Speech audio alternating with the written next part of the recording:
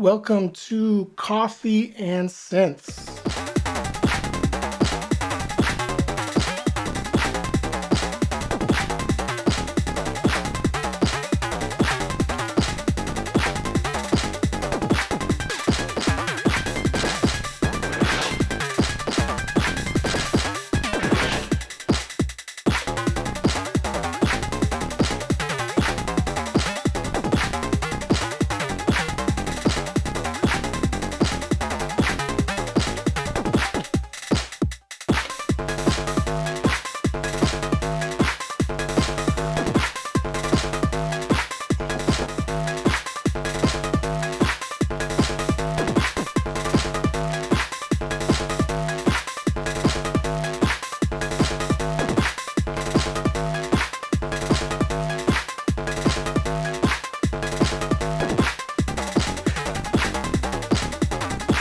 Mr. Aegis, thank you for being here, homie.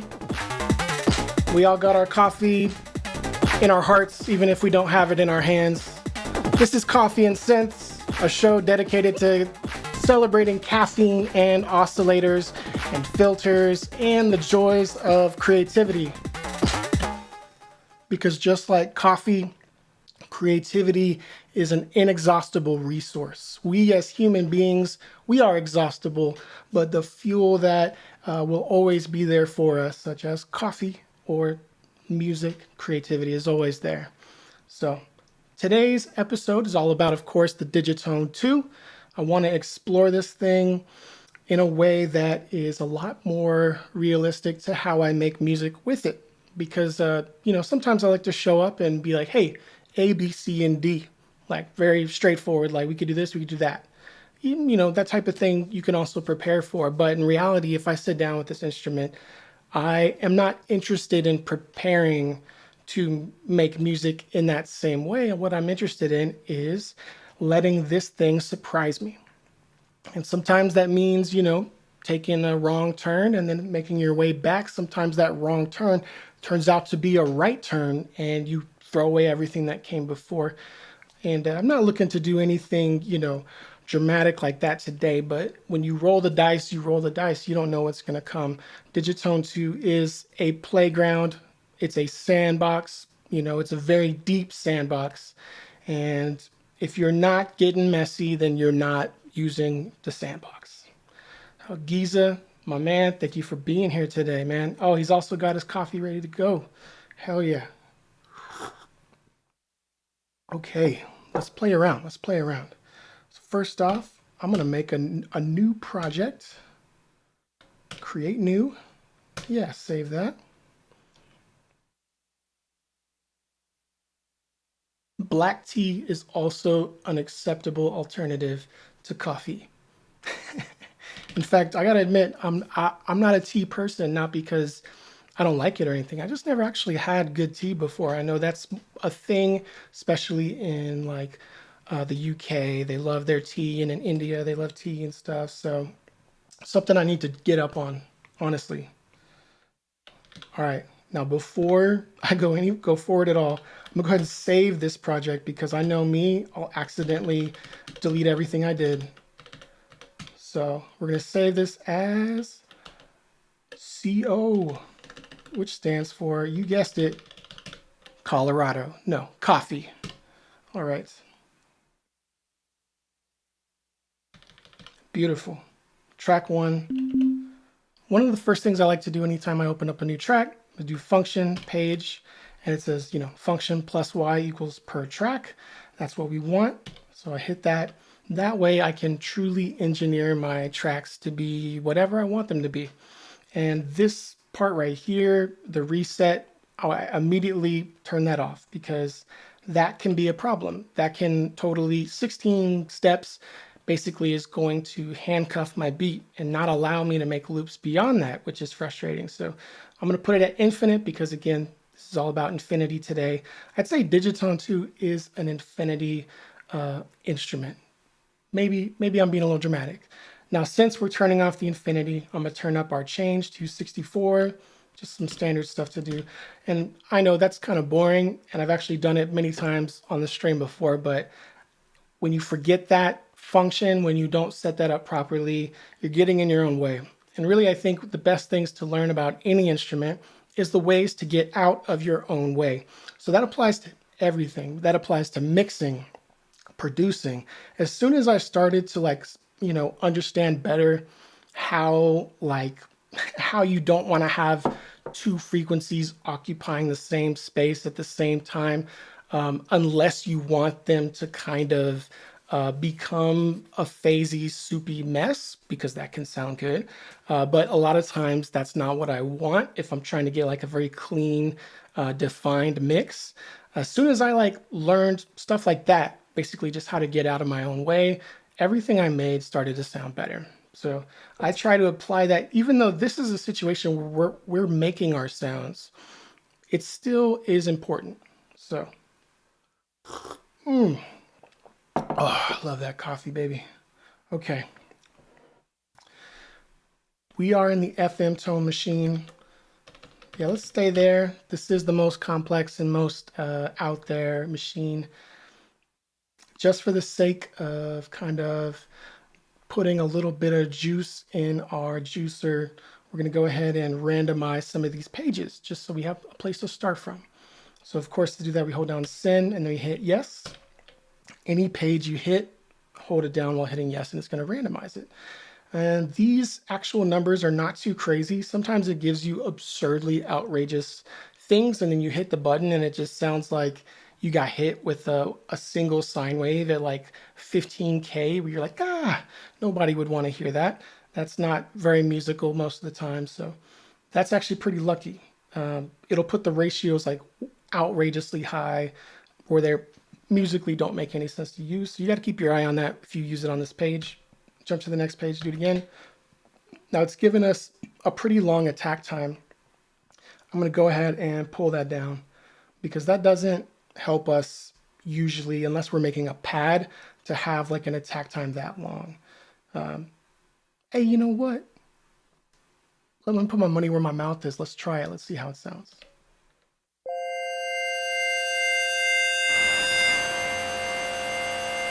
So you could hear the modulation of the operator carrier was increasing, and that was cool, but I need to control this better. So I'm going to put it at 0. We'll decide later if we want to add some attack. I'm going to go ahead and drop down 2 octaves.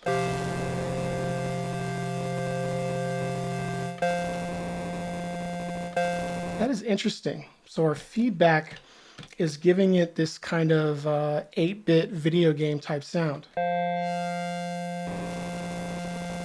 It's once you pass this range of like 72, you get a really nice texture there. And of course, we have an additive wave here that's very close to a square. It's not really a square, but square wave is like the most, digital sounding wave.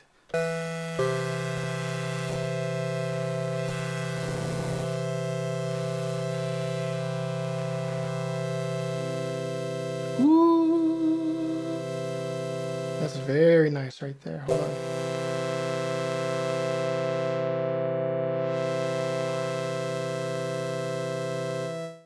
Let's play with our ratio.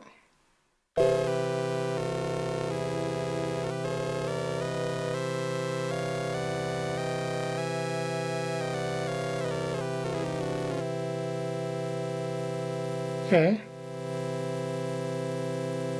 Let's play with our B1 and our B2 operators. Now, we are on algorithm 7.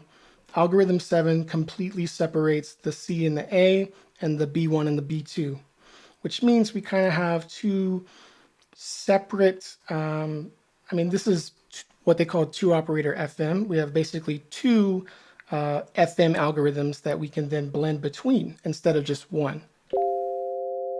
Ooh, that's actually very, very nice. Let's blend back in through our mix knob. Isn't that nice? We can get like the perfect amount, that relationship between sizzle and like bass. Forgive me, I tend to talk a lot and I feel like I've been talking a lot over the sound. I need to like let the sound be heard. Also, let's make sure it's loud enough.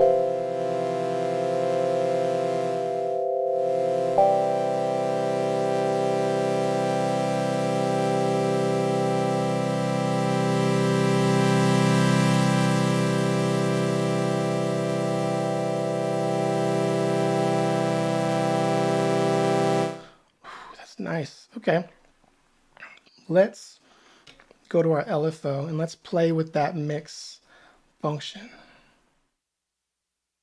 Send mix. Okay, we're going to put a little bit of depth on it because sometimes a little bit goes a long way. We're going to pull down, actually, we're going to jump this BPM to where there is no, it's where it doesn't say BPM above it, so that it's going to be locked to where it is. And we're going to find a nice low value like 4 and then just pull it down.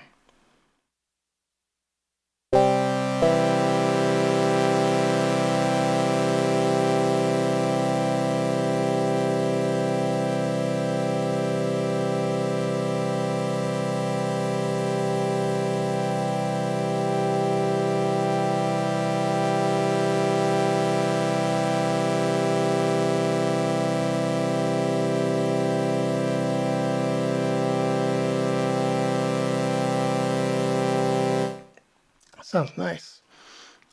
Thank you, Giza. I appreciate you saying that, homie. And I agree, man. Sometimes you just get lucky with a patch like this when you hit random. It just comes out good. Oh, thanks, guys. I appreciate y'all. I just want to make sure, most of all, I'm not speaking over the sound too much. So I tend to be overly anxious about things like that. So I can go ahead and save it. Now, one thing I'm noticing is that when we hit this, I want it to have a little more, spend a little more time as the LFO moves towards that sizzle. I think it sounds, so what I want to do, this mix, I have it right here right now. Here, let me turn off the LFO. That to me is like a really nice blend of the sizzle and then the warmth, right? From each of these respective doo-wop FM situations.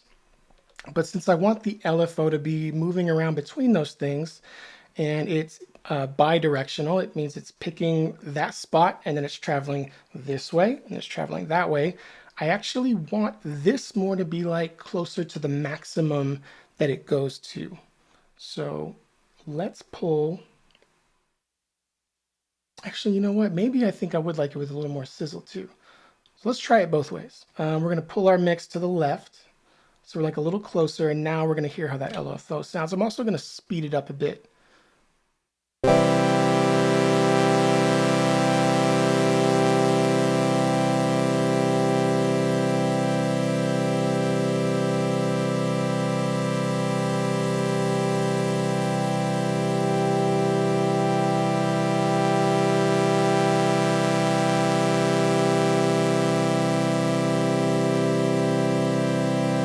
That's a really nice sound. And now let's pull our mix back this way.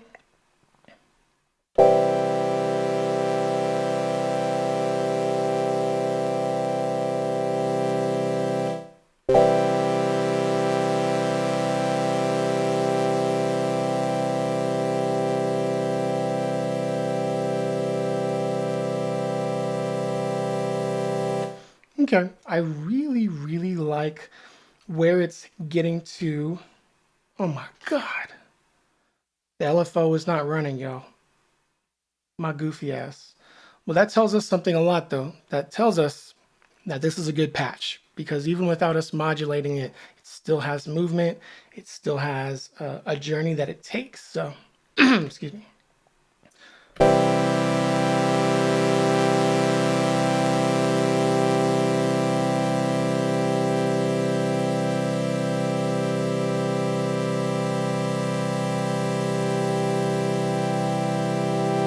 Okay, let's pull it back this way.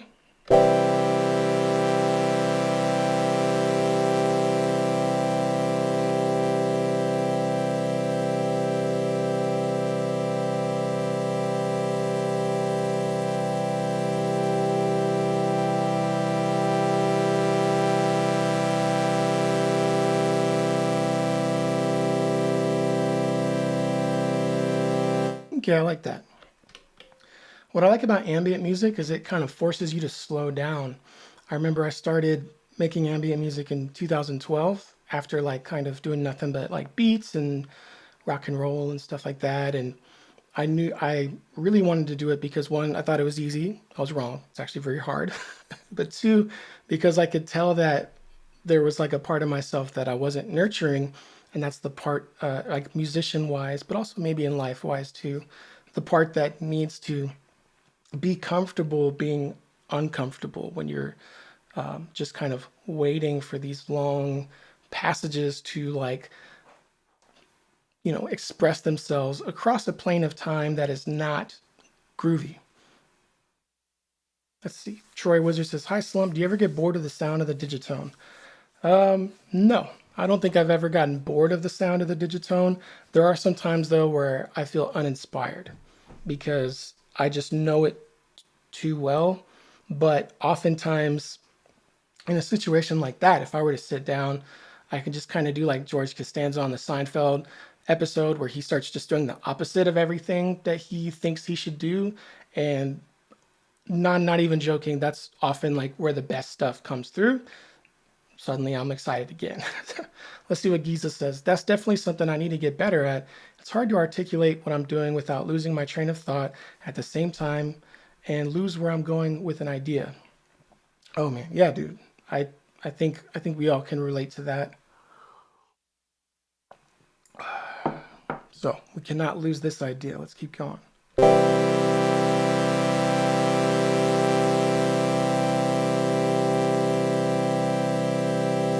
gonna go ahead and jump over here to the filter. We're gonna make this a low pass filter.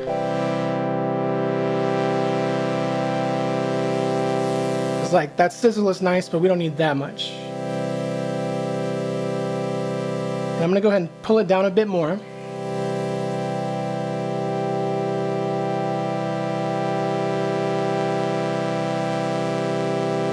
And I'm gonna put some LFO on that.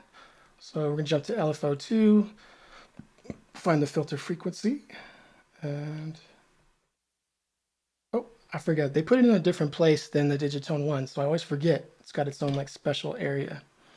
So we're gonna pull up our depth. Again, we're not moving it a lot. 1.14 is like, that's a lot. And we're gonna pull down our speed, our BPM. Oops, let's put it right there.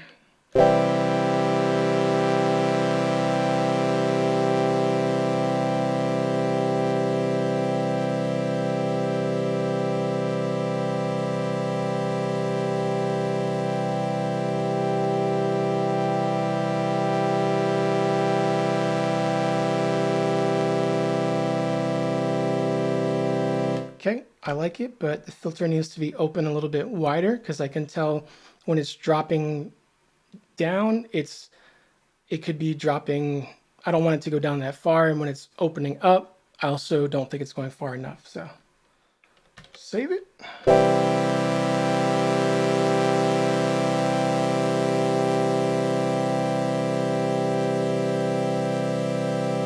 Now, I think we could back it off a little bit. Let's put some resonance on it. Ooh.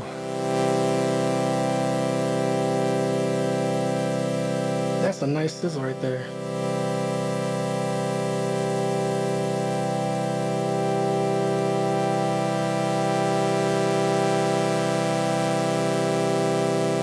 Okay, that feels good. Troy Wizard says, a bit random, but have you ever sequenced a 303 with the Digitone and can you get the accents and slides with doing it that way? Yeah, you 100% can. Giza IDM uses his dig attack to control the 303. And all you need to know is that when you have your velocity 100 or above, that's an accent.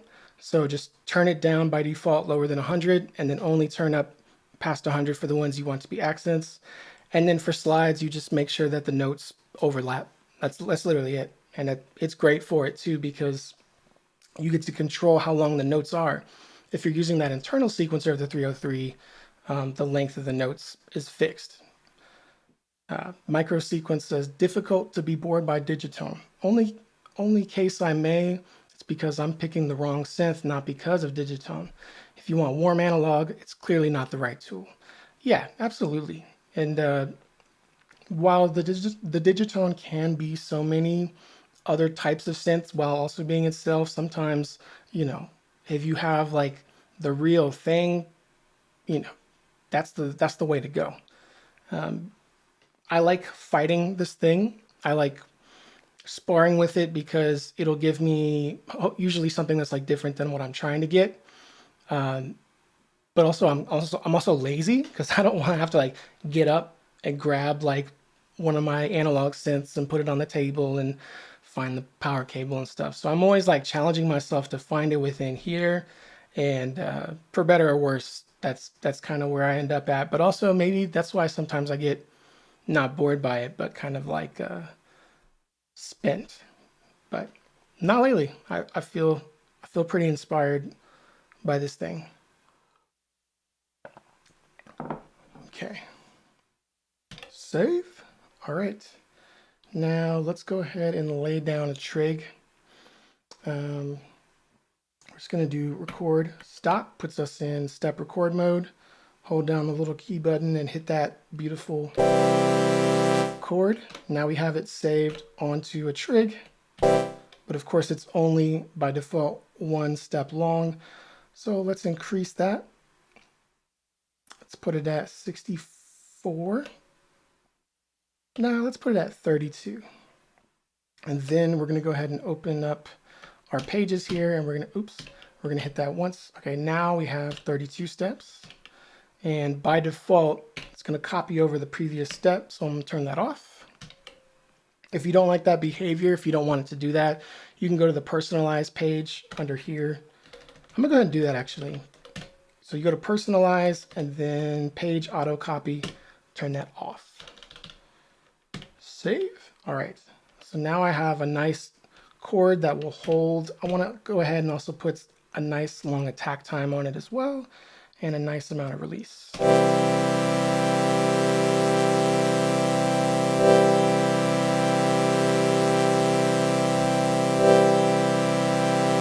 I'm going to go ahead and turn down the length.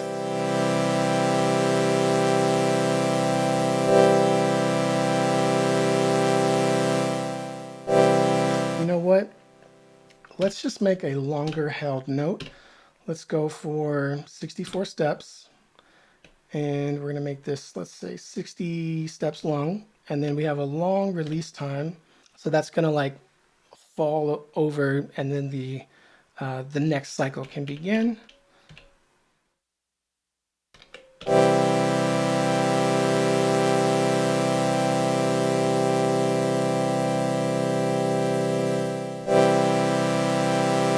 Okay, there's that little drop off there. I want to make this a little bit longer.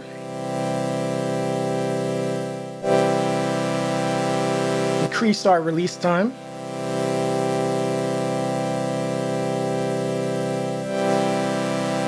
And make this attack time more gradual.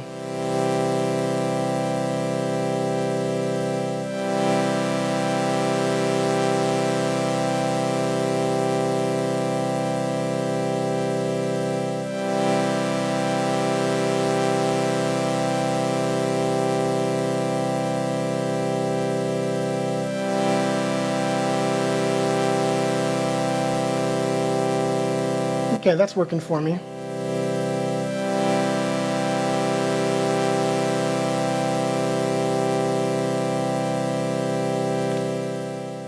Let's slow it down. Let's get a nice slow, oops, that's track level. Let's get a nice slow tempo. Start at a 100 BPM. Save it. Micro sequence says, shout out to Slimfish, next time maybe Dungeon Synth. Let me know some Dungeon Synth artists that you can recommend, because I've heard some stuff, but I think I need to do a little studying up, like when you say Dungeon Synth, like what are the artists that I should check out? Because I've definitely heard some cool stuff, and I know the Digitone can do it. There's a guy named Joshua Carlson with a K, and his channel is really, really good. And he does lots of Digitone Dungeon Synth stuff. But aside from that, I haven't seen like a lot. So if you have any recommendations, I'd love to hear it. And I think that would be a great topic for a future episode. See? All right. Now I want to have a little bit of fun.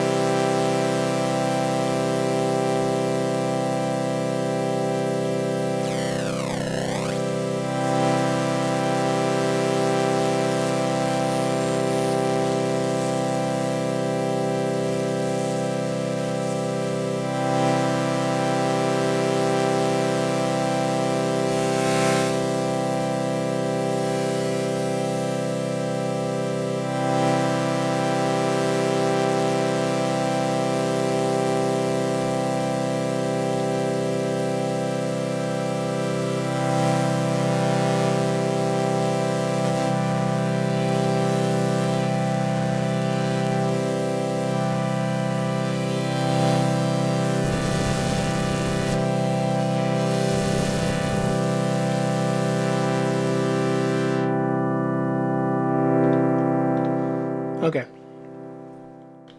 We're going to jump to our LFO, and we're going to pick the most disruptive, like, parameter we can find, right?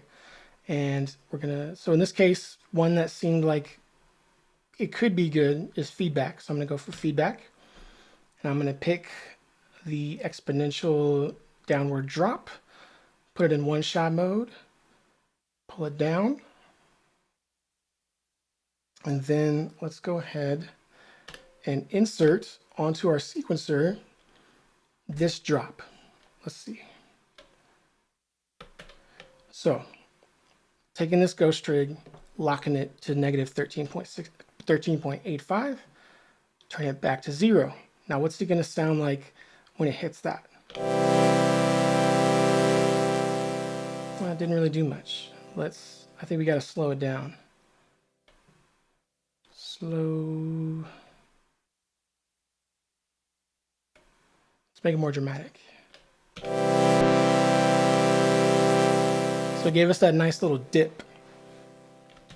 So like now I can go paste, paste, paste, paste, paste, paste, paste, paste, paste, paste, paste, paste, paste, paste, paste.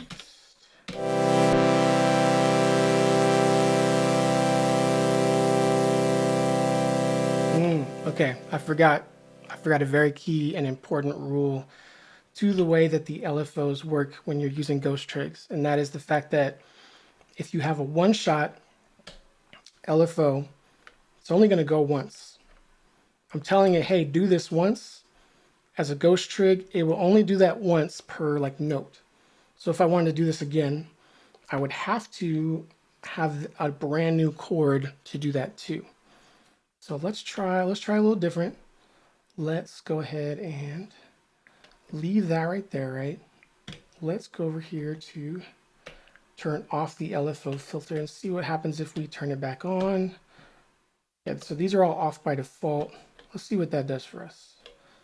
We'll shorten this to just one page.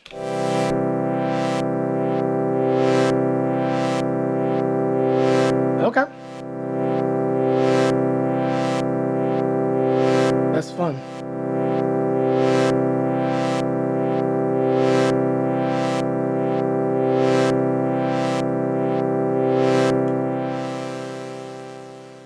Rivi says, I'm a dungeon synth artist you should check out. Hell yeah, dog. Let me write your name down. Well, I got your name in the chat. I'm going to check you out later.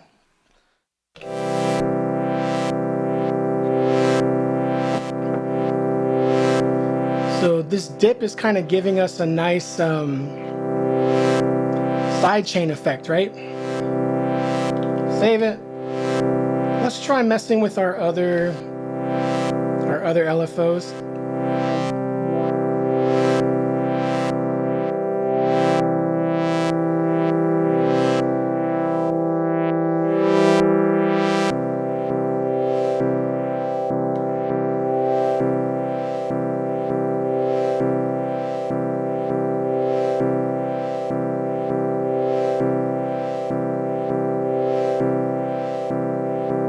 Cool.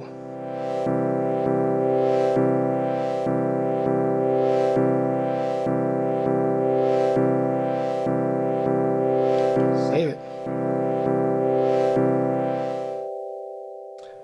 Micro sequences Ragagast, Mountain Realm, the moon lay hidden beneath a cloud. I can definitely recommend, but I'm no specialist. Okay.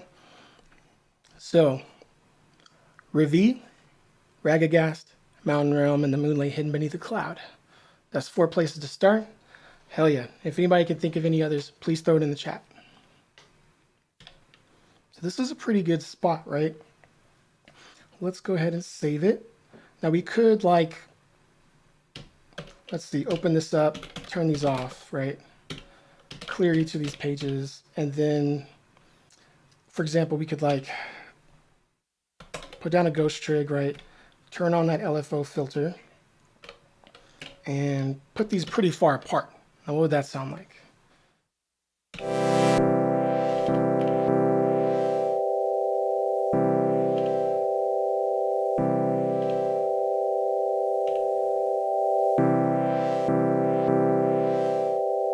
Okay. We can also, of course, turn this filter trig on as well.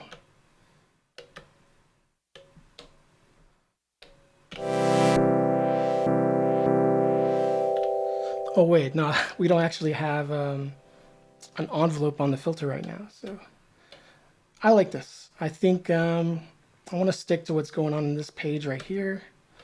Take that out, save it, and we're just going to drop this back down to 16 steps. This is a good place to start from.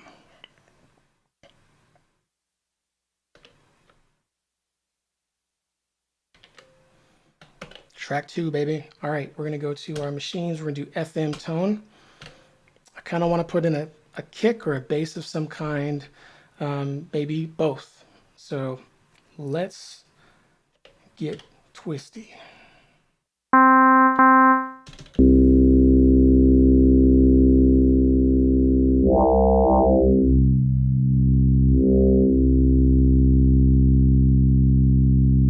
Okay, subtle.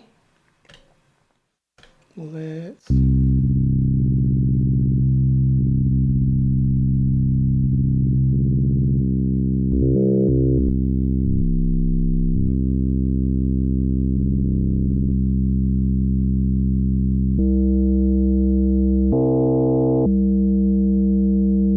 so the B operator is also modulating the C carrier, and so is the A operator. The A operator has feedback. Whew.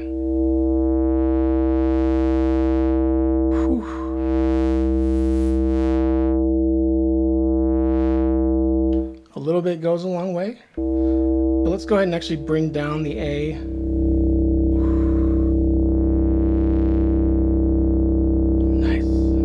Nice. Save it. All right, and now let's mix in a little bit. See, that's all clean because it's nothing but operators, and operators are by default sine waves. If we wanted to, we could twist this to the right. This is the harmonics. Start changing that sound wave.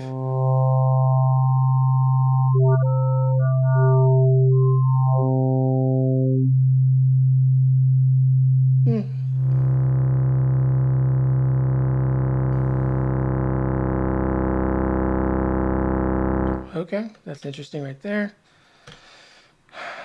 Let's mess around with the envelopes for these sounds.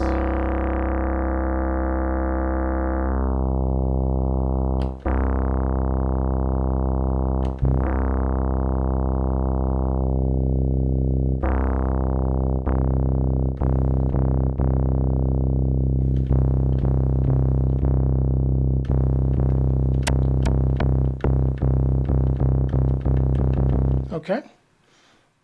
Let's go to our LFO. Let's find the, let's just find something. Let's not be afraid to mess with our offsets. Actually, since we're gonna really go messing with these offsets, let's jump to that page and just pull it around and see what happens. We gotta be careful because bass sounds when they're out of tune can get unusable very quickly.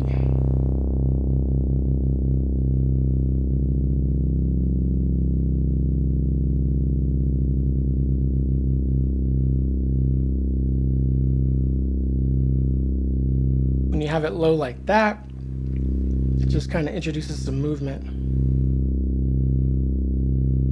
Yeah, it's not doing anything.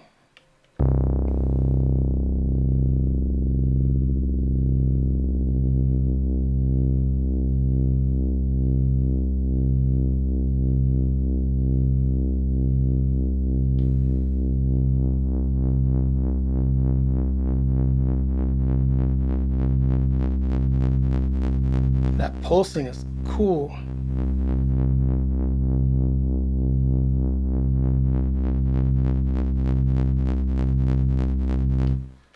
Save it. Let me drink some water, y'all. My mouth's dry.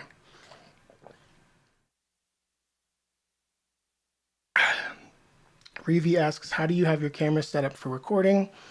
I have a Lumix G7 that sits above. That goes into a cam link, an Elgato cam link.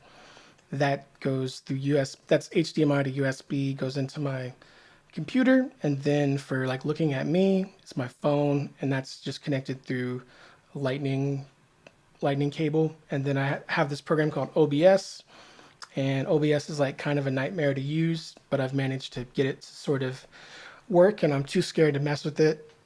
Yeah, that's the BDA 5281 says, pretty sure Off Hawker uses old FM synths for their stuff. Cool. All right, that's another one to add, Off Hawker. And Revi says, FM tones really are the best for it, in my opinion. Erang and Iskal are two other great dungeon synth artists. Hell yeah. Got nothing but some really good. I'm just glad to have anyone pointing me in any directions, because I'd hate, when you're like, oh, I'm interested in this genre, and you like look it up like hard techno, and you just find some playlists, and you're like, okay, this is cool, but I don't know if this is what I'm looking for. So I'd much rather just hear from like an actual person who likes the music, what they're into. Voices of Gun says, I don't understand how the envelope is changing the texture of the sound. So it's not the envelope. If you go back to the offset page here, our A operator is slightly out of tune. And when you have two oscillators that are slightly out of tune, it starts to introduce like that movement, as like sometimes the waves line up and then sometimes they don't. And it's like when they're close enough to line up but not quite, that's when you get this kind of movement like that. So so let me save it because I like where we're at. If I increase this, as it gets closer, that wave slows down. When we get to 500, because that's a super even fraction, that's half of of the 1000 values that we can choose. Ooh, there's still nice movement, but it's almost imperceptibly, or not imperceptibly, but it's not changing that way that is. So if I drop it down,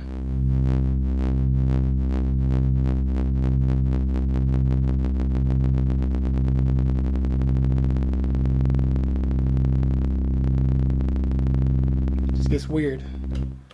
And that also has to do with the fact that the A operator is at 1.50, so it's above the C carrier.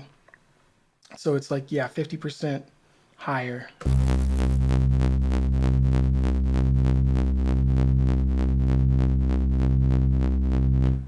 Rivi says, is it quite high above your head, the camera looking down? It's about 3 feet above. And I have to like zoom in so that it like fits the screen. And then Noah5624 says, thanks for sharing the knowledge. One question, can you use the Digitone 2 with a keyboard and use as a synth? Oh yeah. Honestly, that's probably the better way to use it. I'm really lazy, so I have a nice keyboard I could bust out and play with this, and I think it would make my process faster and everything, but I always just end up using the internal keyboard or just like spinning forever sequencing it. But yeah, like honestly, because it's polyphonic, you're going to want a nice keyboard. I should have a keyboard in these streams, honestly. I'll figure something out. Oh yeah, BDA 5281 points out, yes, you can use the keyboard, but it needs to be something that can change channels quickly, because every track on the Digitone has its own channel. That's right. It's 16 different channels, so.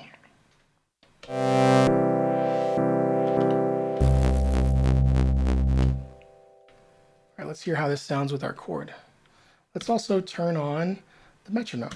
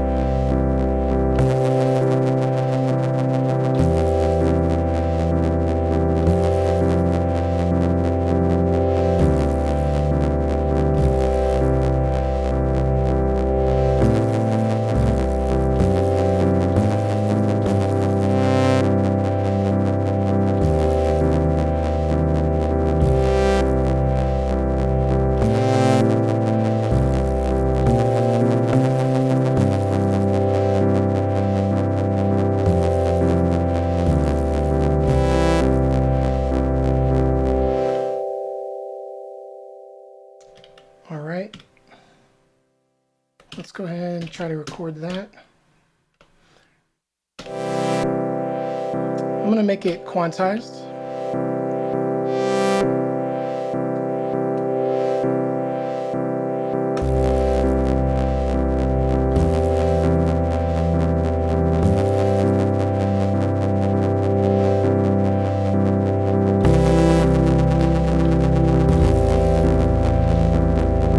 Oh, I started playing over myself. It wasn't a long enough pattern.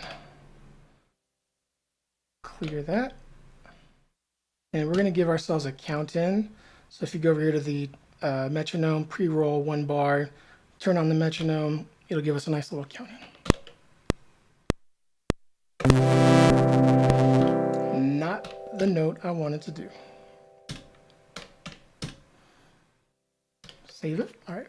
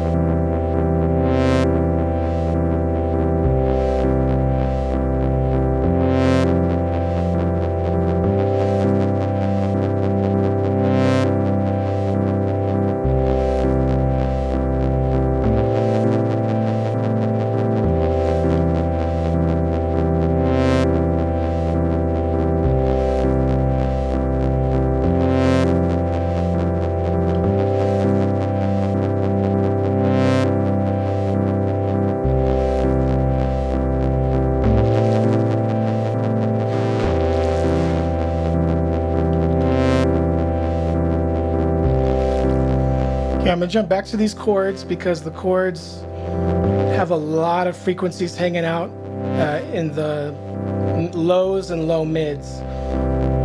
And I kind of want to maybe leave that space open for the bass. So we're gonna go filter, jump to the second one, we'll do post filter, pull up the bass.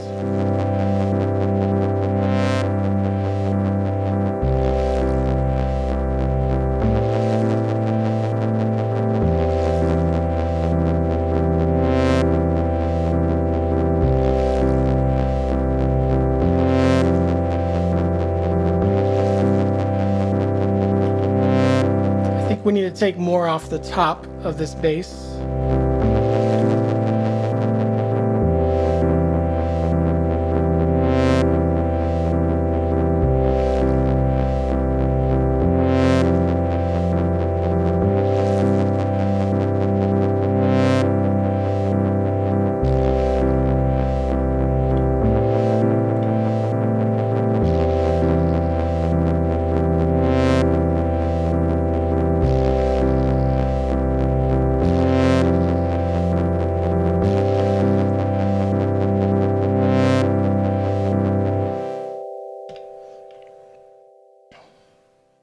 Why the confusion, homie? Thank you, bro. Thank you for being here. Giza IDM says, if you set your DN to auto channel to the same channel on your MIDI controller, all you have to do is press whatever track you want to control at any given moment. That's right. Yeah, you don't have to physically change it all the time.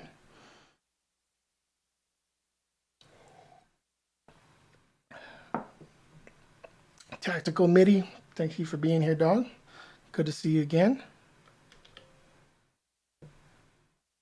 All right. This is a cool place to start. I feel like I'm always saying that. Let's let's try taking out, we've already saved it. So let's go in here to our filters. Let's switch to the high pass just to see what would happen if we put a high pass on this bass. So we'll start with it all the way up here.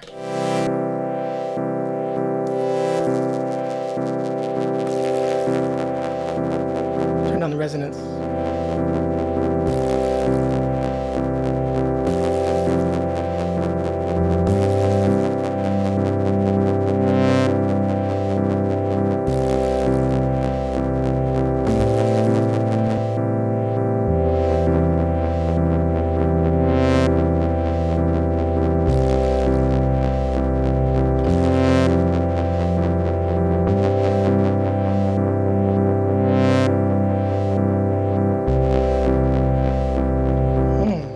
Okay.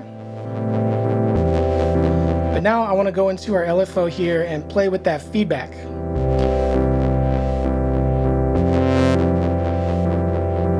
Yeah, we'll leave it on the BPM so it can sync to the clock. Put our speed at 32, so it'll be nice even with the bars.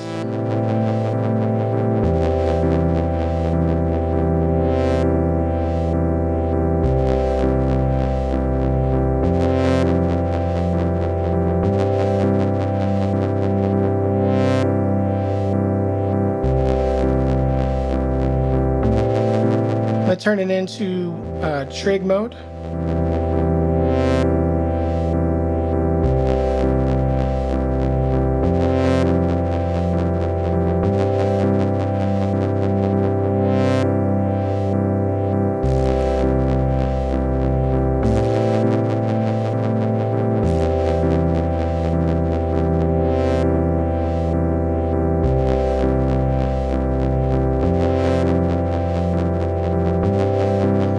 Let's turn our feedback way down. Okay, now we can hear better how the LFO can send that feedback forward. Speed up our BPM. There we go.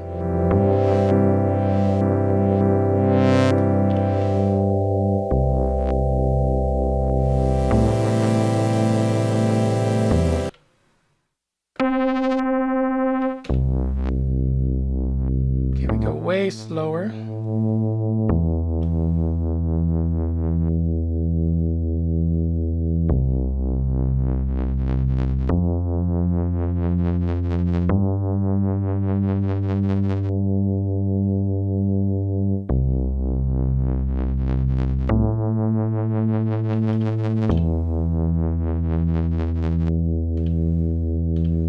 Okay.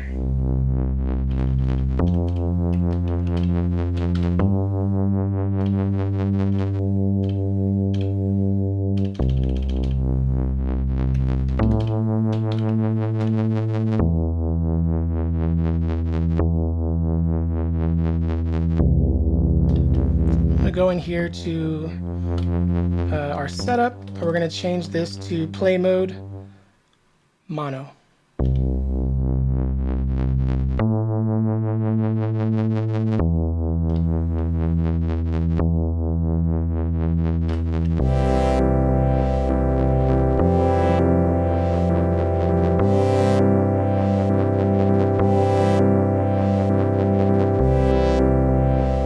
Cool. Go to track 1 here. Let's go to setup and let's put it in poly.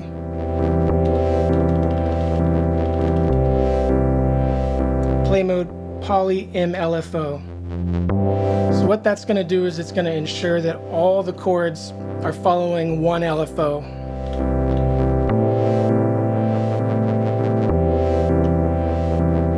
Okay, let's jump to our filter. Maybe either the chords need to come down. Let's see.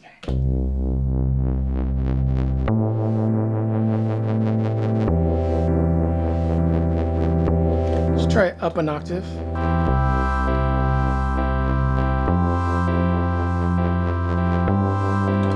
Nah.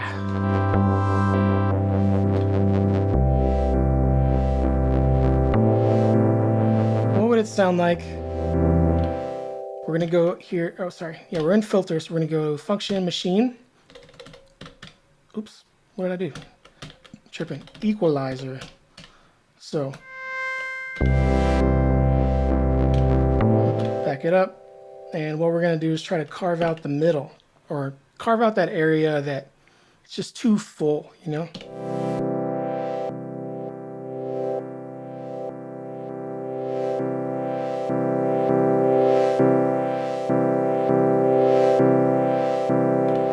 We're going to play our bass, right?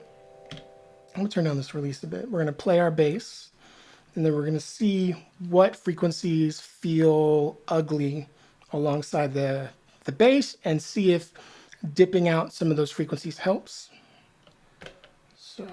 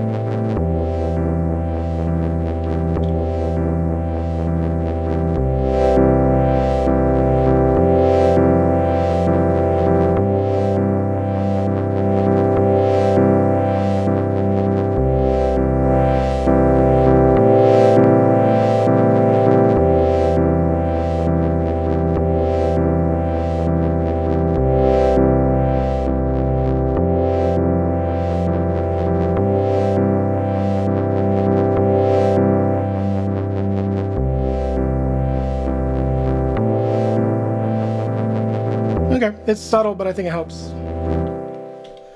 Save it. So let's catch up with what the chat is saying. Taylor.mp4, thanks for coming back, bro. It's good to see you again. Giza says, man, it pisses me off when I get the best ideas at work and can't get home to try them out. But you know what? Sometimes when you get that idea and you can't act on it, though, that's like you're planting seeds for the future. I don't know. That's like I'm trying to look at the glass half full version of that idea, because, you know I've had times where I couldn't make stuff, and then that, of course, like I desperately wanted to do stuff even more because I couldn't. But that was kind of like giving me the, it's like watering the plants so that when it does come time to like work, it might not be that idea though. It might be something else, but it just makes, like I will appreciate what I'm doing a little bit more. Sometimes, not all the time. So I don't want to try to speak for anyone else. So BDA 528-1 says, we need more tiny groove boxes you can hide in your desk at work. Yeah, isn't that what the little one with the M is good for? The M8? It's like a little Game Boy that you can make whole albums on and stuff. Micro Sequence says, last year I took my tone or tact every day at work and played at lunch minimum. Nice. Giza says, in my case, it would be to prop it up on top of the POS and act like I'm taking customers' orders, but in reality, I'm tweaking the filter. I'm just imagining you being like, sorry, hold on, ma'am. Yeah, okay, we're going to be able to do whatever you got to do. Tactical Mini says, well, I'm going to try something if the FX follow position, and if they do, there's something special about the filter bank. Okay. Yeah, I'm curious to see what you got going on with the filter bank in the Tonvert Tactical. I'm very, very curious. So we reached a cool point in this track. I think the move now is to maybe, because I want to open up space. It's like filled up a little too much, right? So let's go to our bass here. Let's go to our LFOs and let's do the same trick that we did, excuse me, on the first one. We're gonna do a dip. So there we go, grab that. And what could we dip? I mean, the obvious one would be volume. So let's try something like that. Or we could do, let's go to our filter. We got our bass and our width. The bass is going to be a high pass filter. So if we jump that up dramatically and then drop it down, that would serve as like a dip because it would cut out all the bass from the bass. And that could be interesting. So let's try that trick where we turn on the LFO filter. This is also going to affect the other LFO, so we'll see how that goes. And you know what? I don't want this to hit in the same spots as the other one just yet. So save it, 1, 2, 3, copy.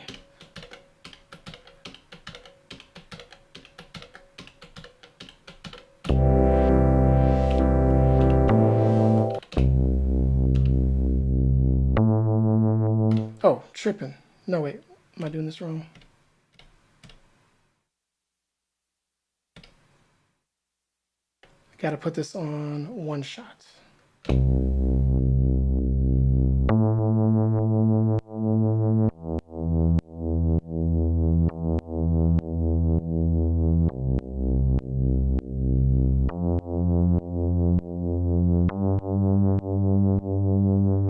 Okay, so that's giving us like a nice little... we can slow it down.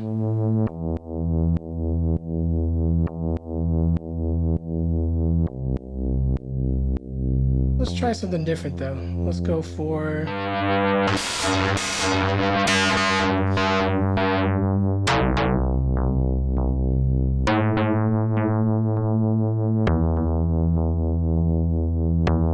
Okay, so that's like adding percussion to our bass because it's jumping up these levels back here. That could be cool.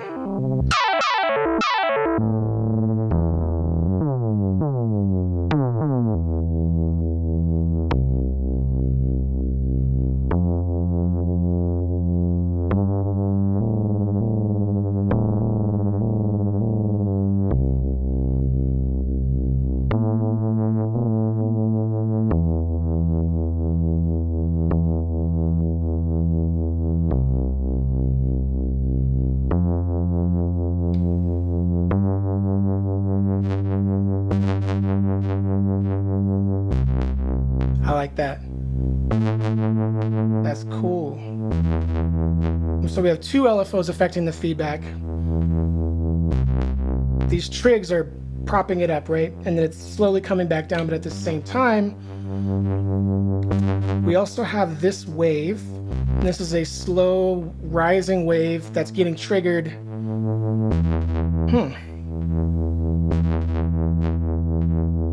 Let's hear what it sounds like if we turn, let's save it, let's turn it off.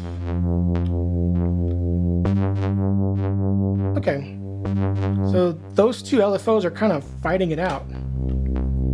And it's making this cool tone. All right.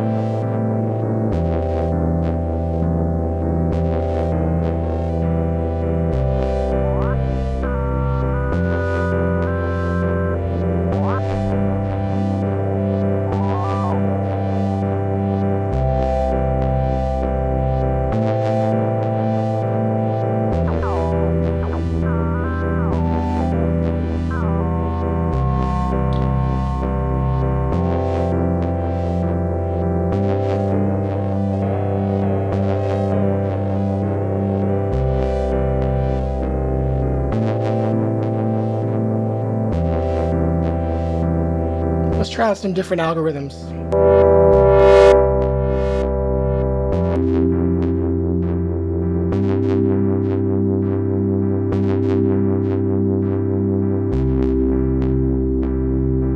sounds nice.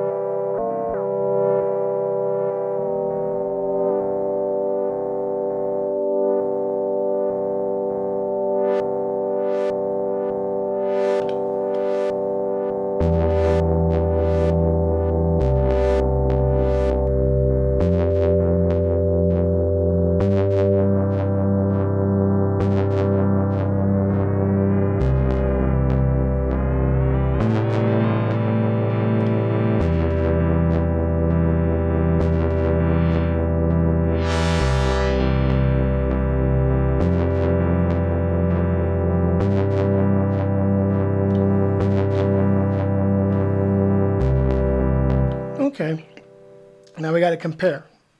Was all that change leading anywhere interesting, or was it just a change? You know, sometimes it's very easy to just be like, "Oh, I made this better," but did you make it better? So the only way we can really truly find out is if we compare it. So copy the pattern to the next slot and go back to the original one and undo what we did.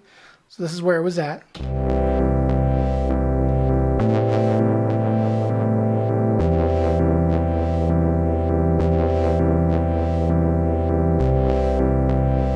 This is the other one.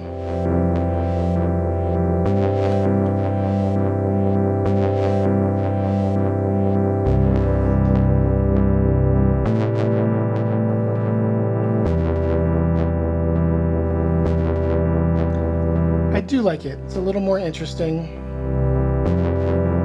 but it has its own issues. Save it. Let's jump over to this filter.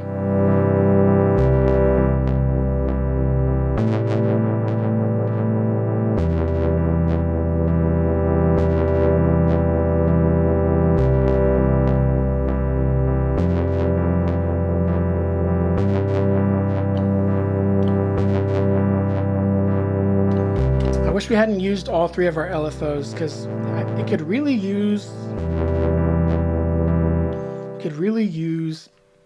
some dynamics in the volume. All right, let's save it. Mr. Crowley X says, just ordered a Syntact. Have you tried one? Yes, I have a Syntact. They're awesome. Congratulations. Especially now that they can do samples. Pretty rad. Micro Sequences says, really hard to get something with the filter bank on Tonverk. Last day I tried Intense P-Lock, but it seems it really is just an EQ, not a real filter bank. Tailed, I think before says, hello FM. Micro Sequencing says, Syntact is good, really good, and surprisingly zero overlap with Digitone. Yeah, they're very different. Everyone needs a Digitone, said Fatboy Slim. That's good to know. Funk Soul Brother, key track the volume or use the mod wheel. Yeah, the mod wheel might be the answer. I didn't consider key tracking the volume. That's an interesting idea. Because it's only one chord, I'm not sure how much, because I want it to dip over time.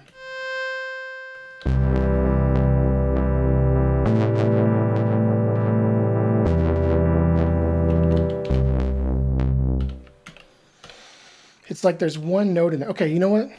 I know what we can do. Save it. Let's go to our note. We're going to open up Note Edit. Now, one of these notes is the one that is bothering me because I think it's just holding too much presence in the entirety of the song. And it could be this lowest note. I'm going to play the notes.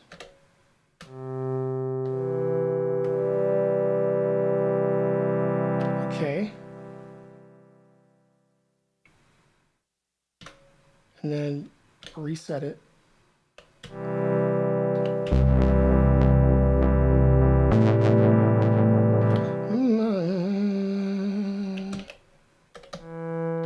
It's this one right here.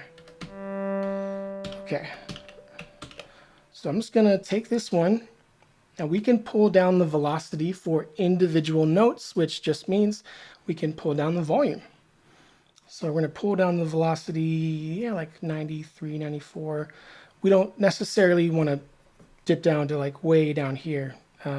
Especially, I think by default, if we go to our setup here, velocity to volume, as you can see, there's an exponential curve there, meaning that the drops are going to be way more drastic at the top, and then the lower you go, the slower it's going to, like the less difference there's going to be.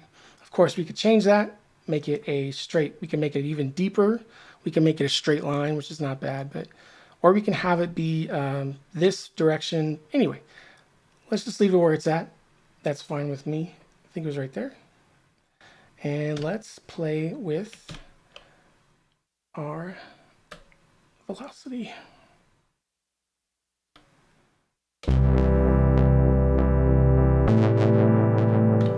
Now let's turn it up, see what that is.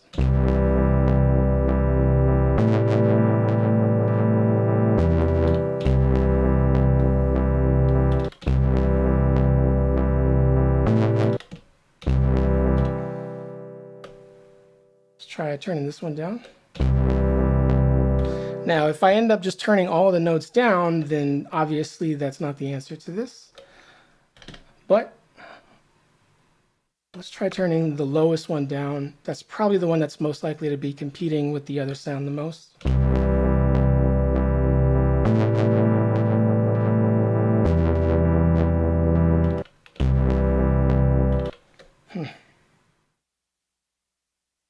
Let's try that. Cool. I think that works for me. So I turned down this note right here. Now, maybe we will just do some MIDI loopback or something later to really get at it. Tail.in before says you can trig the note to key track it differently, I think. Oh, that's an interesting idea. Microsequencing says, must go, have fun, everyone. Keep up, slump. It's good, chill. Hell yeah, brother. Thanks for being here. Oof.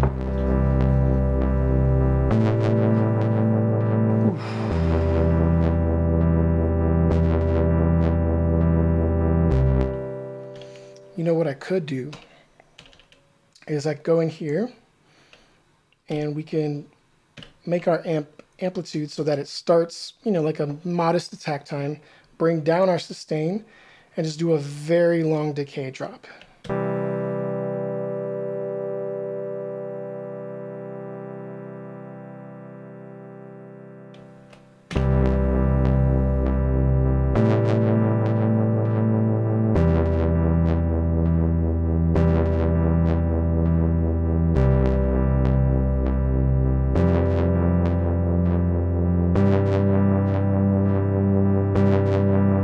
Okay, that works for me. Okay, let's keep going.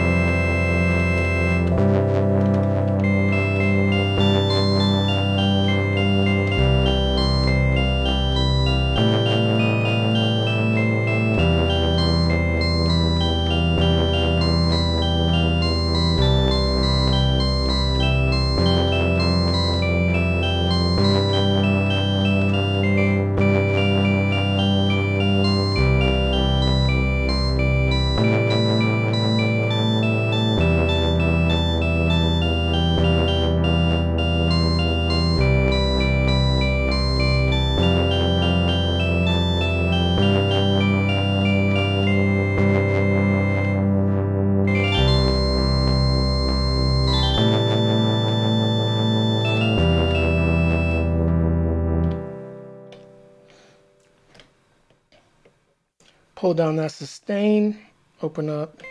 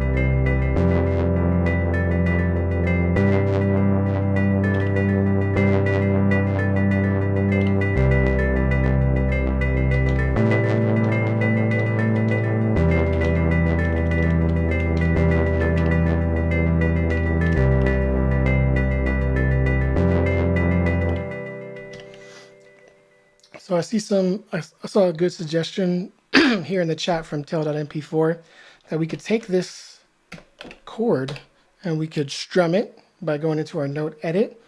That could be very interesting. So open up note edit, you see time.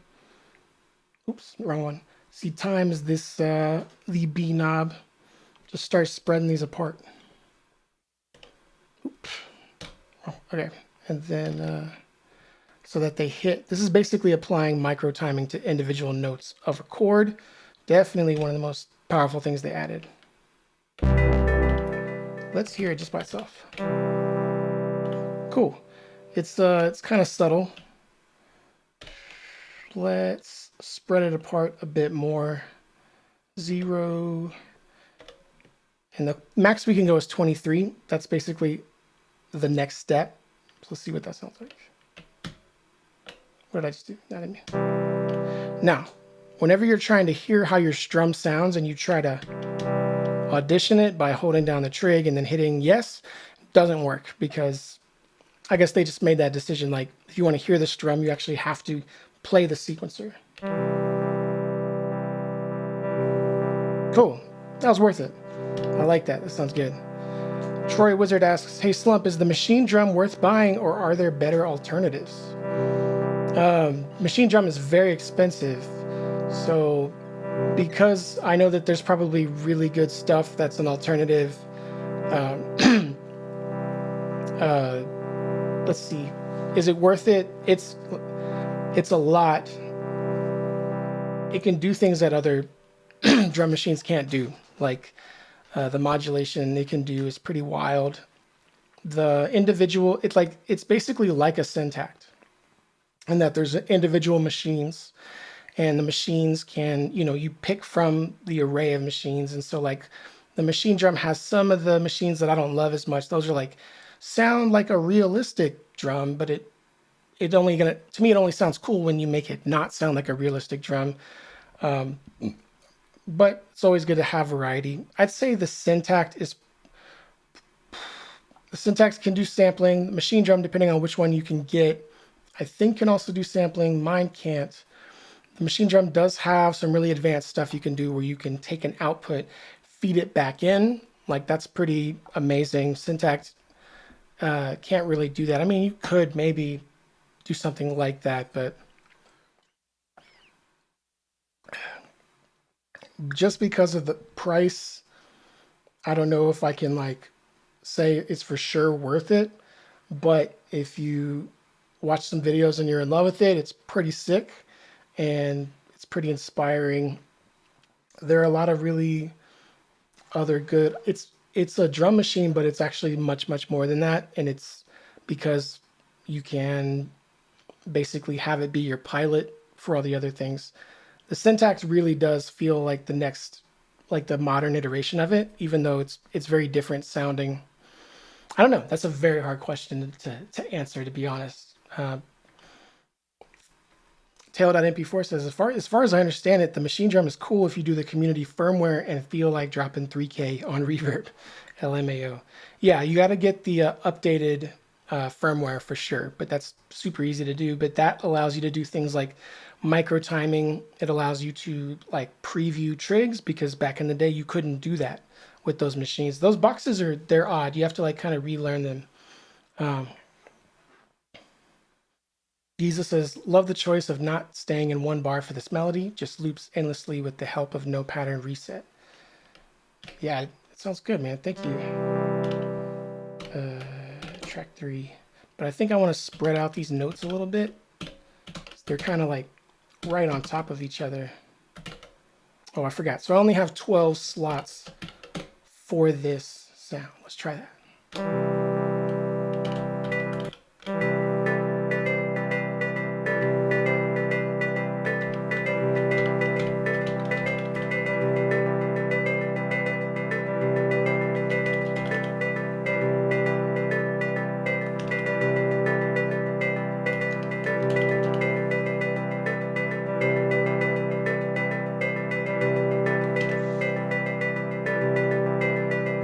So it was 18 steps before. Or was it?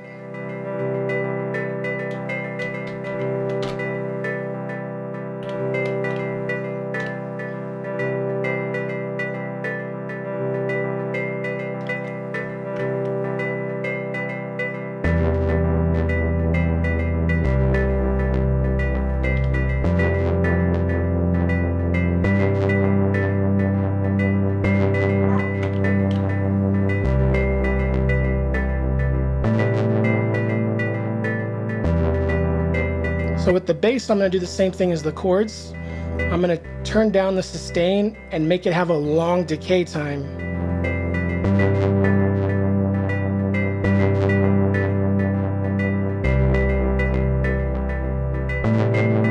So that like that sonic space is just not filled to the top the whole time.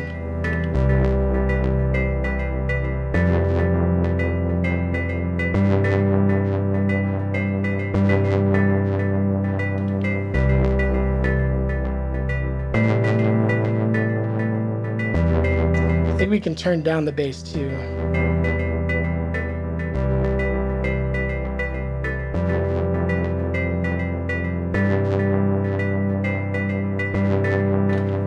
Pull down our melody.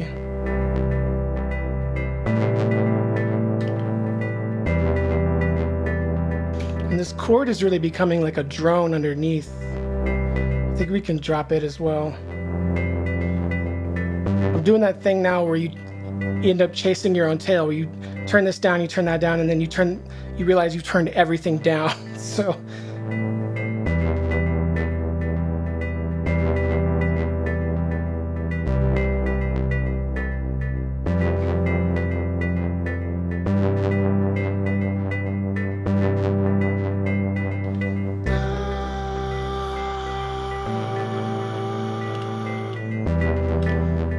okay, let's go to our FM tone machine.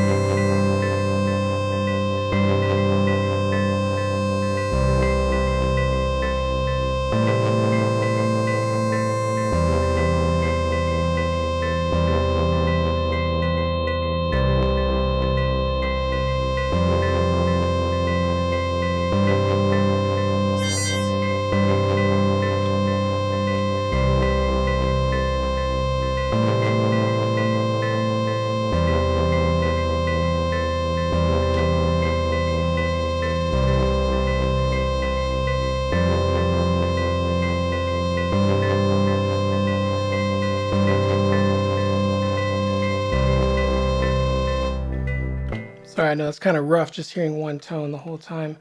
Let's jump to LFO2. Let's go to our volume. Amp volume. And then let's do a nice dip, like a continuous dip. Yeah, triangle is good. And yeah, we're just gonna pull it down like that.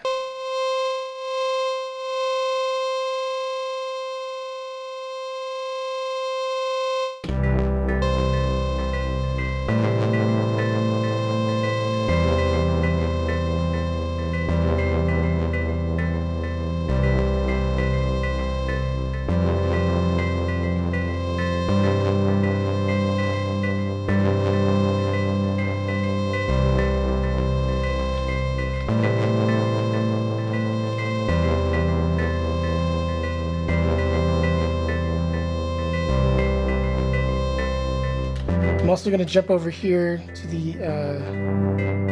the phase reset page, right? We can make, right now all of them are resetting, but I'm just going to turn it off.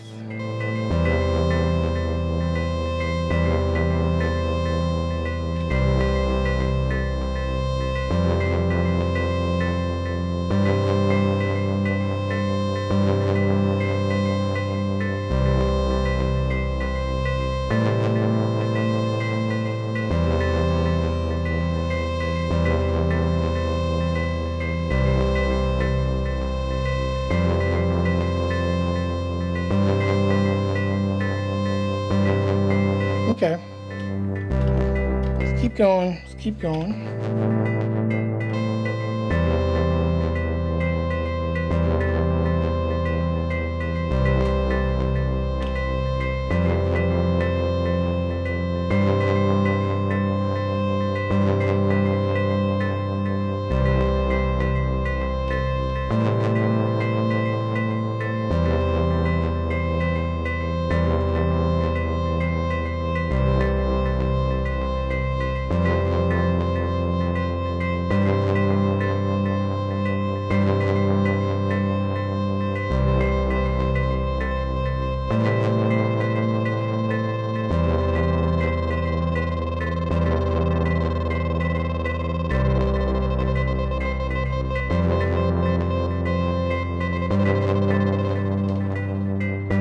Okay, now our third LFO, we can control the speed of the second LFO.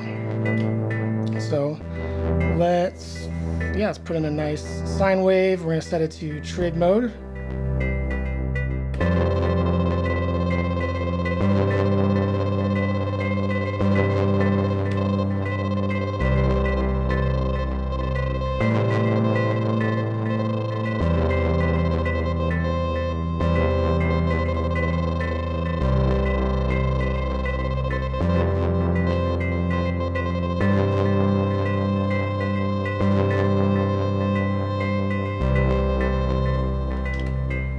We can also try messing with something more dramatic, like instead of volume, let's mess with like ratio.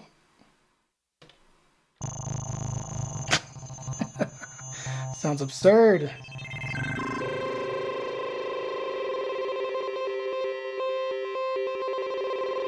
Cool, cool.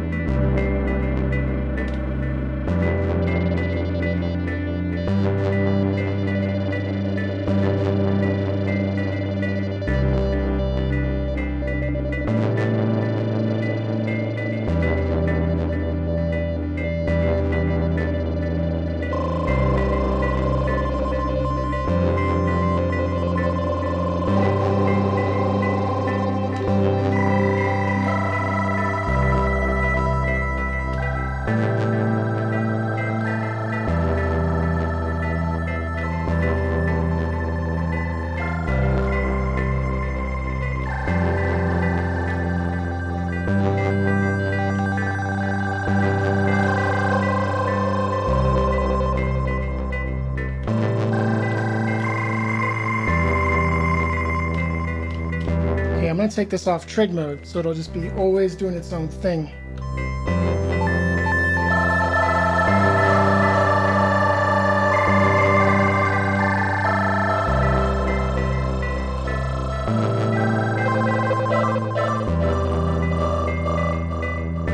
And let's jump to our speed here. I like it better the slower it goes. Let's pull down the speed and then turn down the intensity of that depth. Because I like it when it kind of like unwinds itself and then starts to get actively moving again.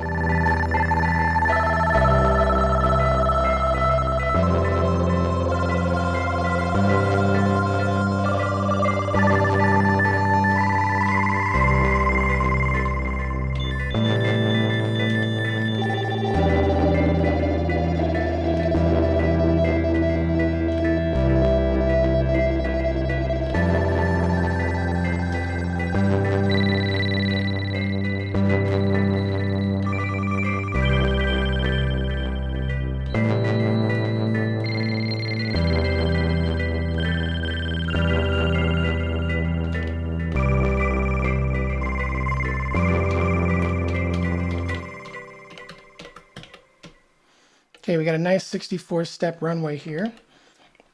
I'm going to throw out some notes and just let them hang there.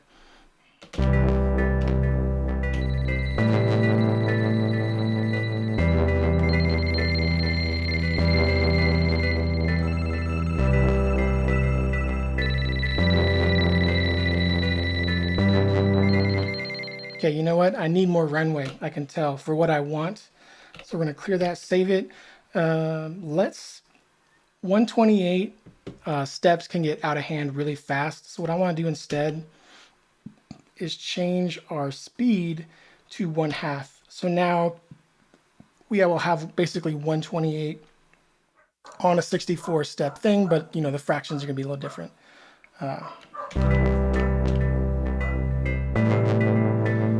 And I'm recording unquantized.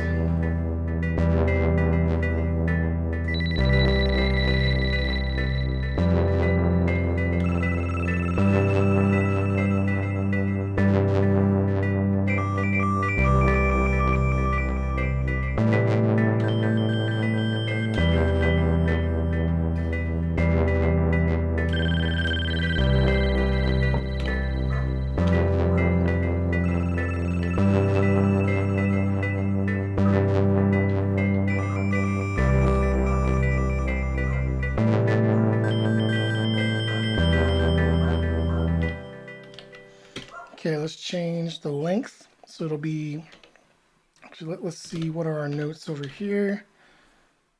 Pull that back, and we're going to drop it to there. Okay, so we're going to do 60, we're going to do 59. So it's an odd number. These things are just going to like drop in different places, and of course, also pull down our probability a little bit, so it's not always going to play. And these are going to be like sprinkles across the song.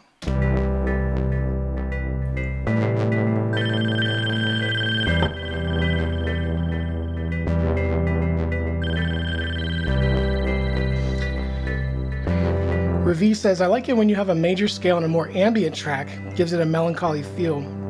I agree. Something about the ambient, like, it feels sad, but the notes are technically happy, right?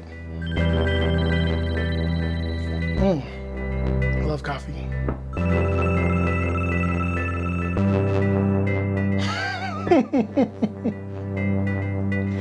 Tell that in before. Every time I record unquantized, I think of that. Watch out, we got a badass over here meme.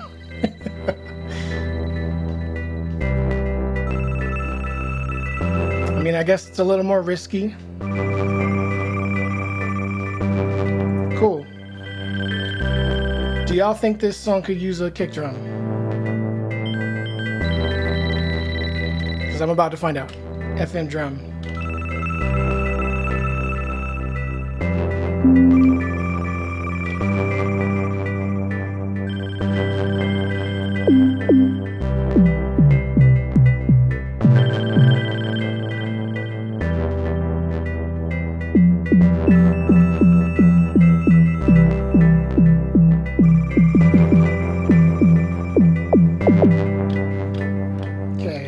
back here, turn down that body decay.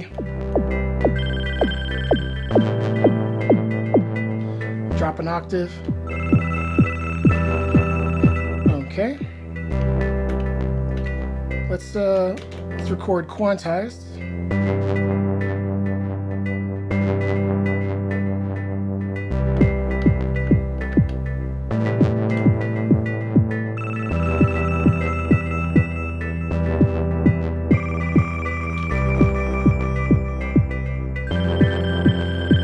Okay. Let's go over here to our modulation station.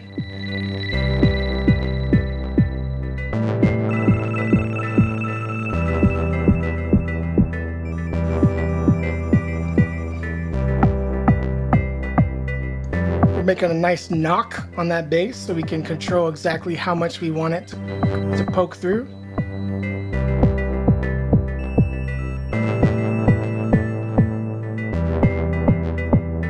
So that's a little too much, right? We can bring down the decay.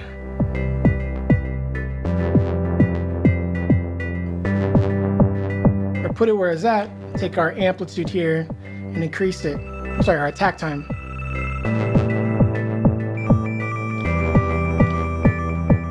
I think we could also pull down the modulation.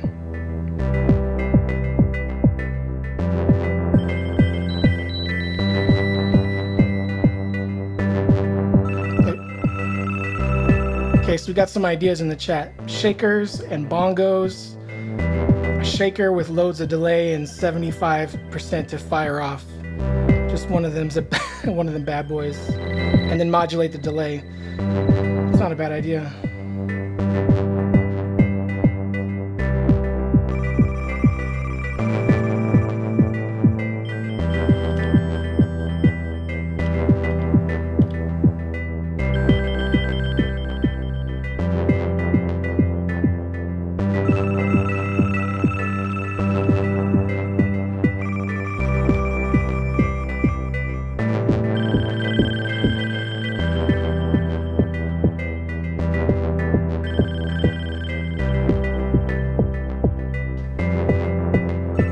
That's a nice amount of knock. Let's go back to our sound though. Play with this tuning.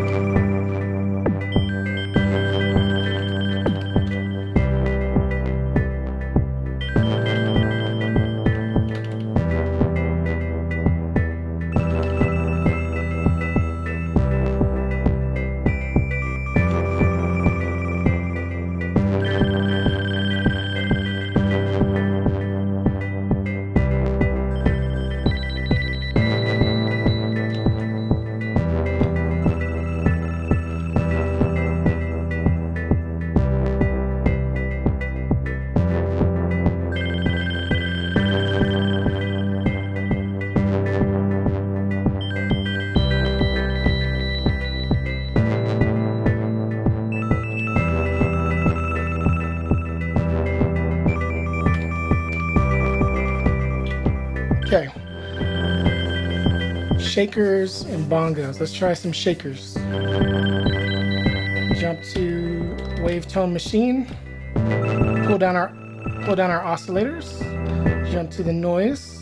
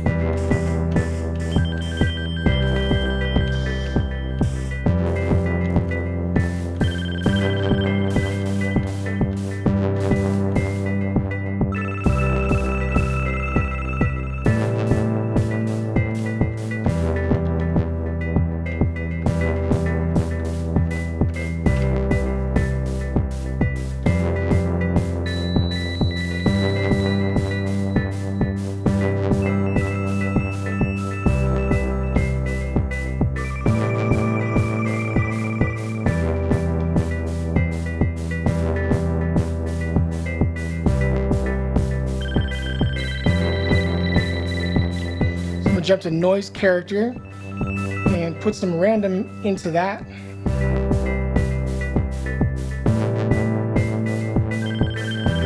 Increase the speed.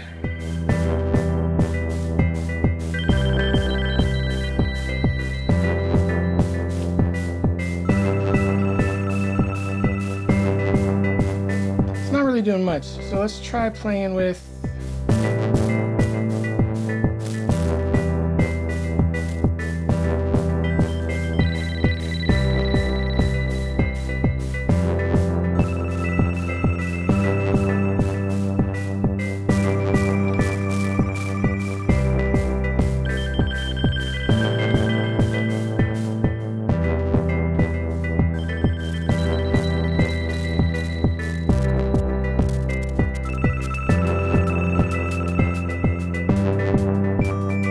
interesting.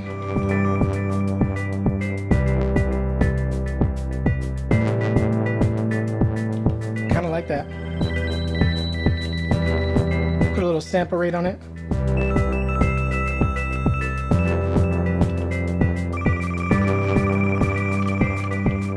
Pull down our kick a bit.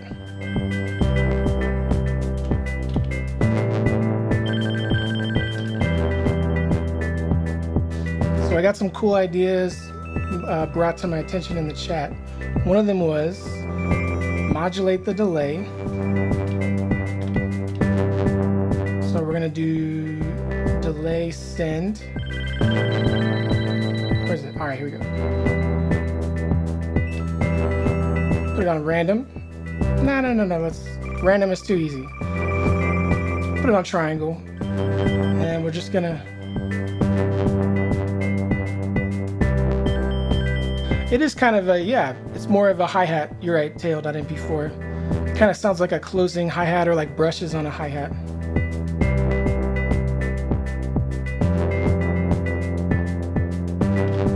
Let's try pulling down the probability.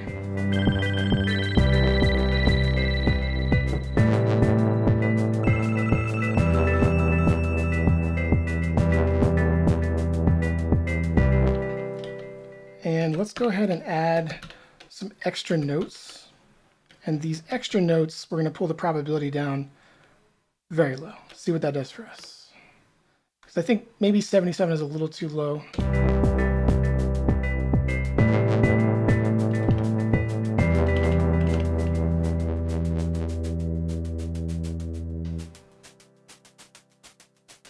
Cool, I like that.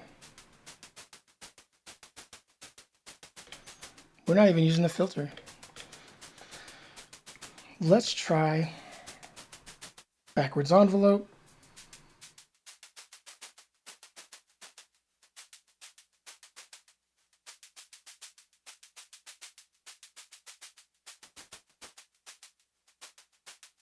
Cool, not bad.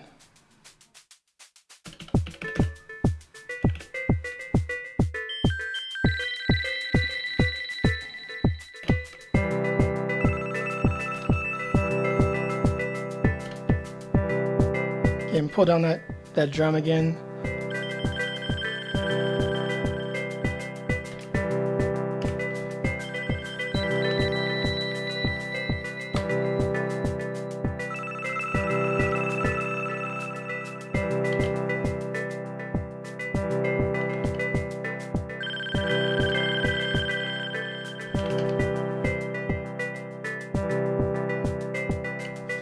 Okay, now when I bring that bass back in, it's by far like the most dominant thing, right?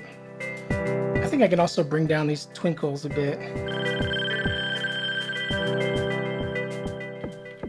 Oops, that is not what that is. Bring down the twinkles. Save it.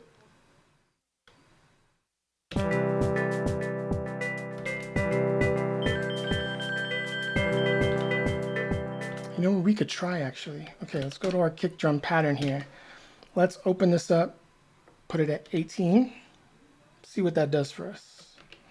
Because if we put it at 18, right, that means we have 2 extra notes right here. We could add 1 right here. What would that sound like?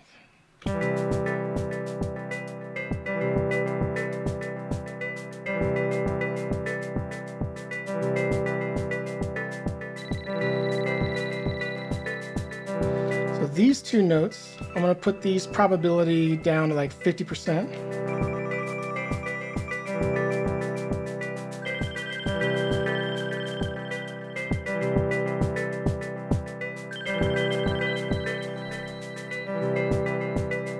Cool.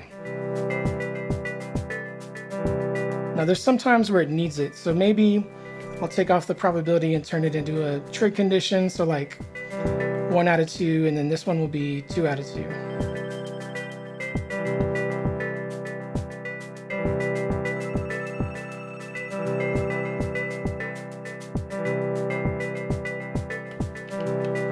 And this can be 3 out of 3.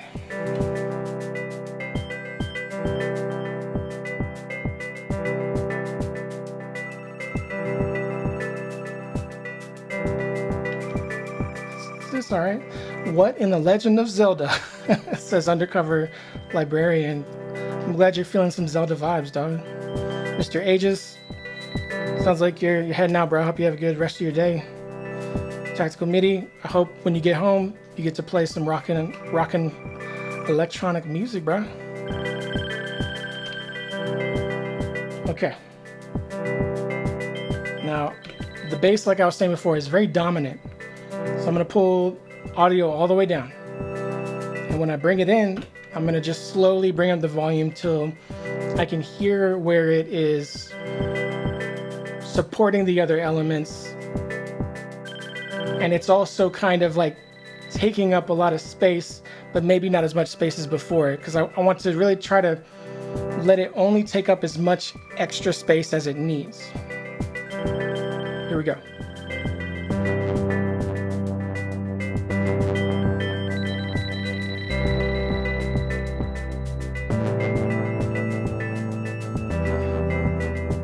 Okay, maybe go a little louder.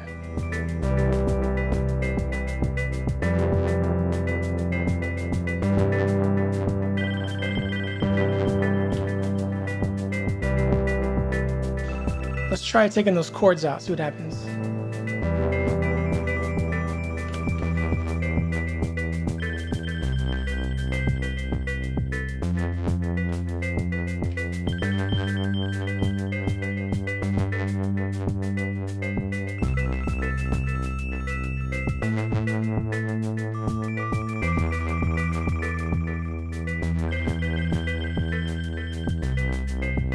Okay. Sounds cool. These twinkles are still a little too loud.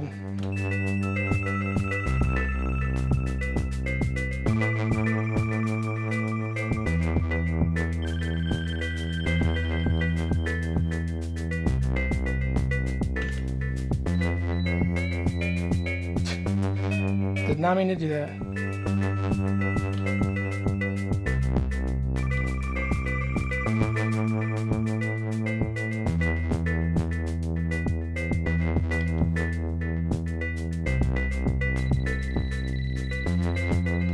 Maybe we can bring that kick back up.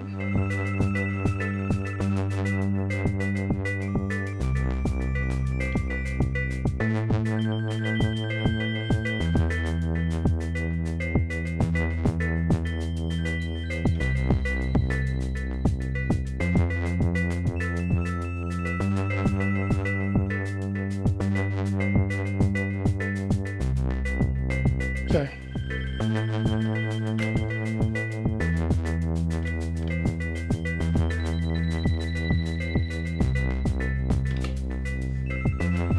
Okay, now let's try to do what we did with the bass, but with the chords.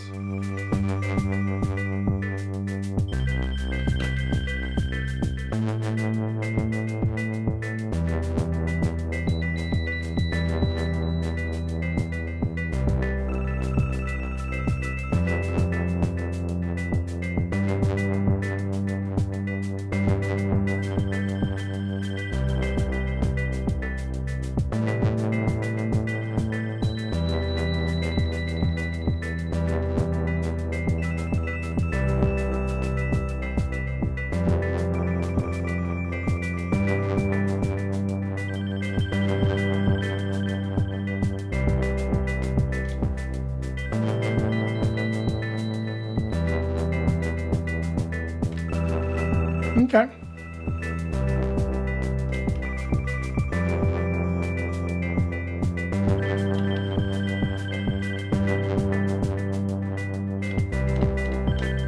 Okay, so for track 3, I like it, but I want to oscillate the volume up and down. So we're going to go to amp volume. We're going to dial in very light. I don't know about very light, but a pretty slow up and down. And we're going to need to go to setup and make sure that we are in, yes, we are in mono. So.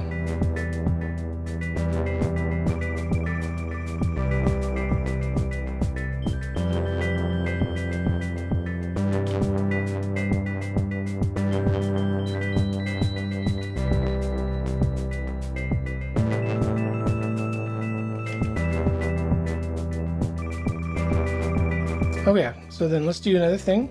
I'm gonna go to setup, compressor routing. Track 5 is our kick, right? Oh wait, messed up. Everything is gonna go through except the kick, right? So now we're gonna jump to our compressor here, and we can set our side chain right here to be track 5. So turn down our makeup gain, and we're going to turn up our threshold. So compressor's not doing anything. Switch to, now we're only hearing the compressed signal. Our ratio is 4, that's probably fine. And let's turn our attack time down to 0. Our release, we're going to have to play with that. And sidechain filter is already up by default, but it can be where it's at right now. All right, so now we're bringing down the threshold. What's going to happen is all the other elements are going to duck slightly when the kick hits. So you're not really going to be able to hear those sounds changing unless I make it dramatic, but you will hear the kick more prominently. We'll be able to see if we're getting any gain reduction right here.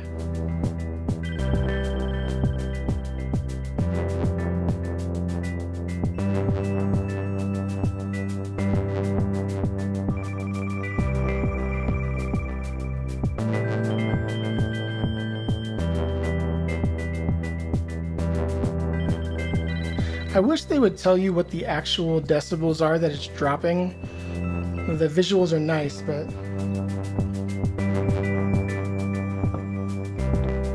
and we can also exaggerate it. Here, I'm gonna save it. We're gonna pull our threshold way down, right?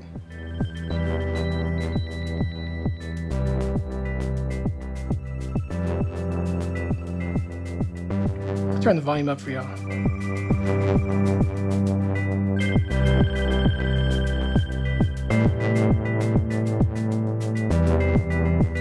Sounds pretty cool, actually. But if we increase our release time,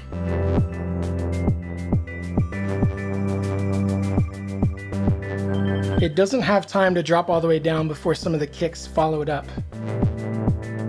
So that's something we always need to be mindful of. The release time is, I don't want to pretend like I'm an expert, but over time I've come to respect that the release time is the most important, because it's what allows you to sculpt the time-based changes of the compressor to the music. Okay, we don't need it to be reducing that much.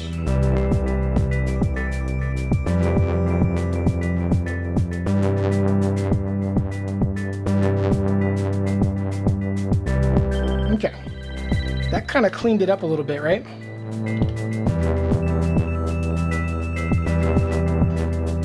Okay, I'm gonna go back to track 1. And I'm gonna set up a mod wheel changeup. So let's go to our setup. We're gonna drop down to modulation wheel. And now we can pick 4 parameters that our modulation wheel will affect either in negative or positive directions. So whatever we pick, so probably I wanna mess with, yeah, feedback is a classic. This represents the bottom of wherever we want to go. So let's say we want to reduce feedback. That's now 0 represents where we are, and if I increase it, it's going to take away feedback as we go. Let's silence some of this other stuff. So if I turn it up, feedback goes away. Now there wasn't much feedback dialed in to begin with, so we got to exaggerate it. Let's go the other direction.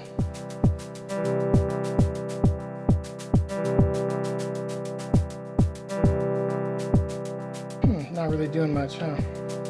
Now, feedback might not be the best example because the LFOs, there's actually two LFOs both affecting, or no, is that that's on the bass. Let's try something different. Let's go for ratio A.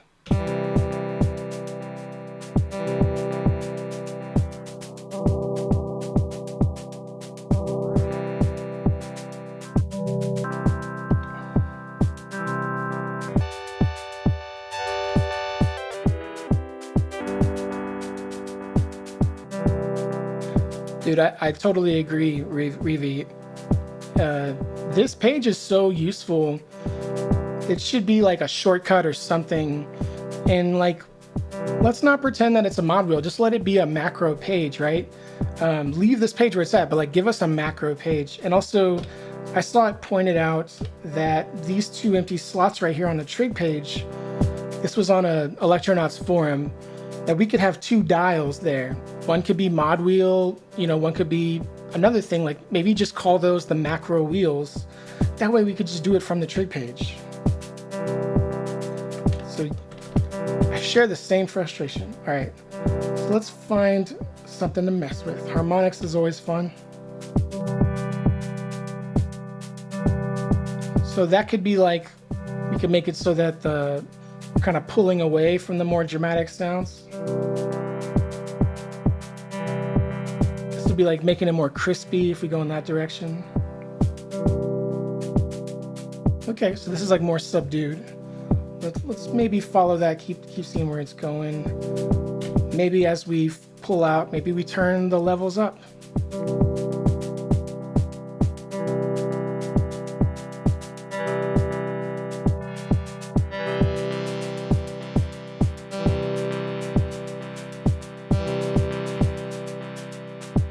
Maybe now we could try messing with the feedback. Nah, it's all right though.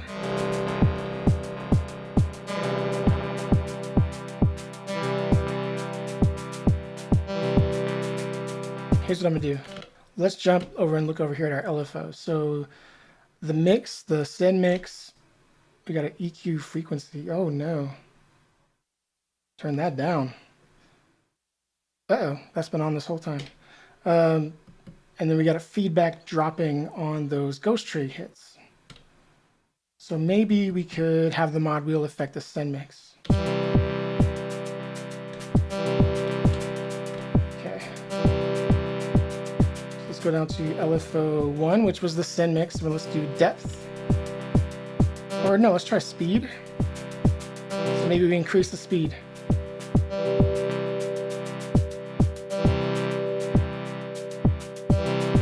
Slow the speed. Now let's mess with depth.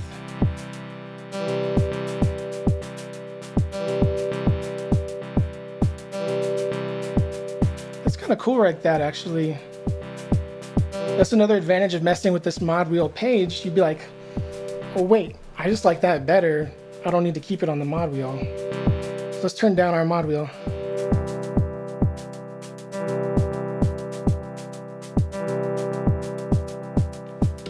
And let's try mirroring that. Save it where it's at. We're going to turn up.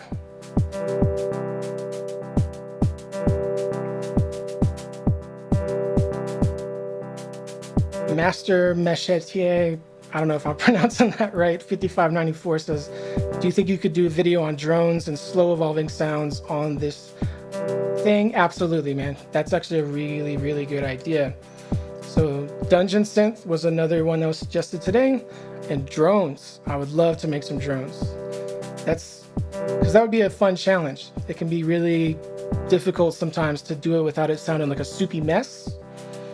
But yeah, the FM can get really weird and tasty. Clutch Haskins, good to see you, dog. Thank you for being here. And then a review was saying, is the breath control page usable as a second macro? Yeah, absolutely. Yeah, you can use breath control, velocity mod, aftertouch, any of those work. But I think modulation wheel and one other, maybe aftertouch, those are the only ones that can be controlled through MIDI. So like for MIDI loopback purposes. Okay. All right, save it, head back to modulation wheel, and let's keep messing with stuff, right? Let's go for sample rate reduction.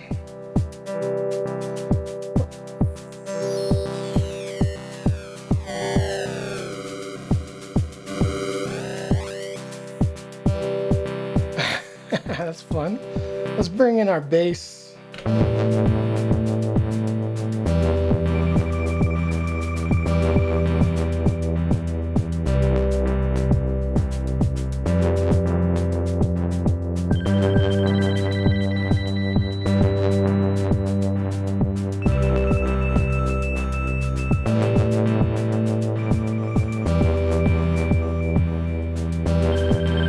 And let's like increase. What is our FX situation? We got no reverb.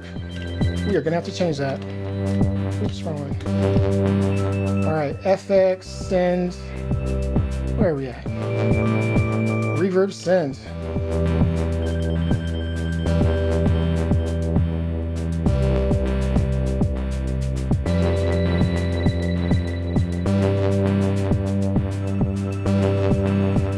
Okay, save it.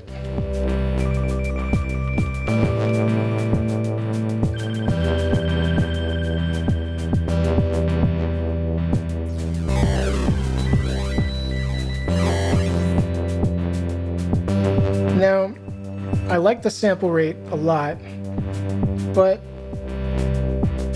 I want to be able to control the volume as well. So like as we get closer to this new sound, I want to drop the volume slightly.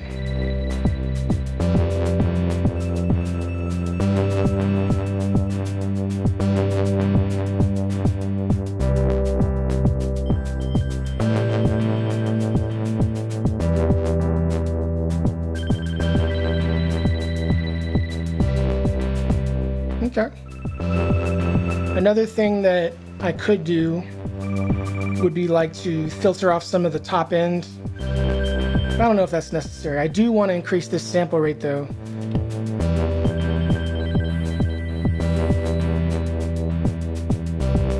And then what would that sound like with our modulation wheel at 0?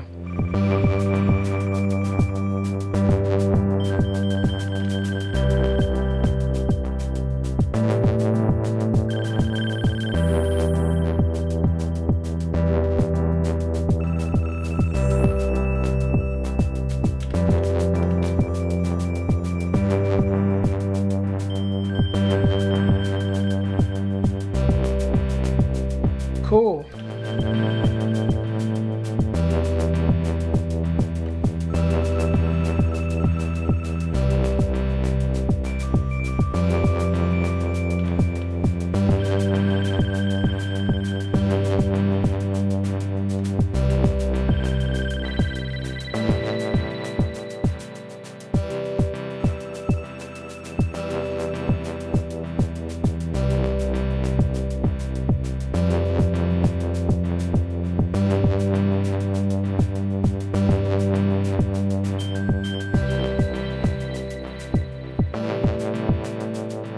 Kind of fun there, taking all the body out of the bass.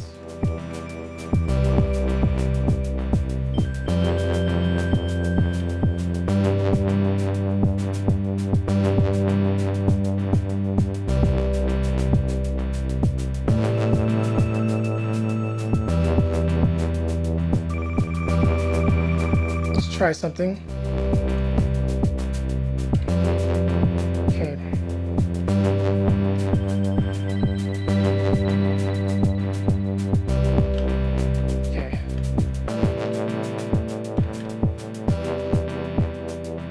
Let's jump to our LFO here.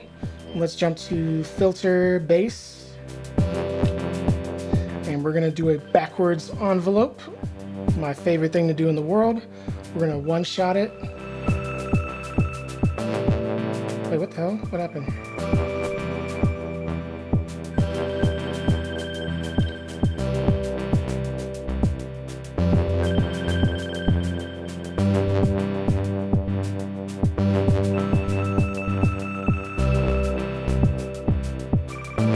But let's actually do a sine wave, right?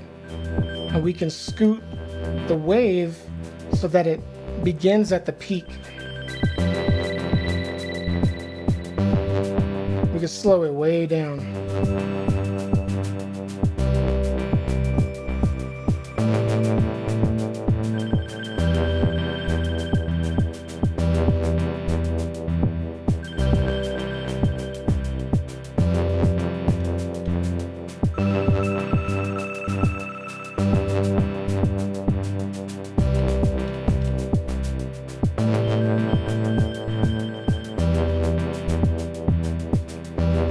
Slump dance, baby. Well, this is okay. I don't know if I love it. I think we could continue to change it. For example, we could just do this with the volume.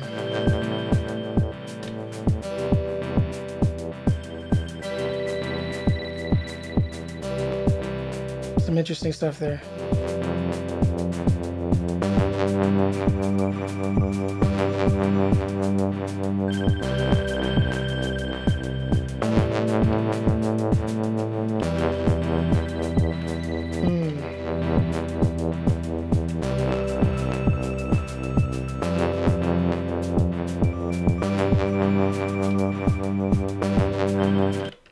Let me go ahead and save this to the next pattern.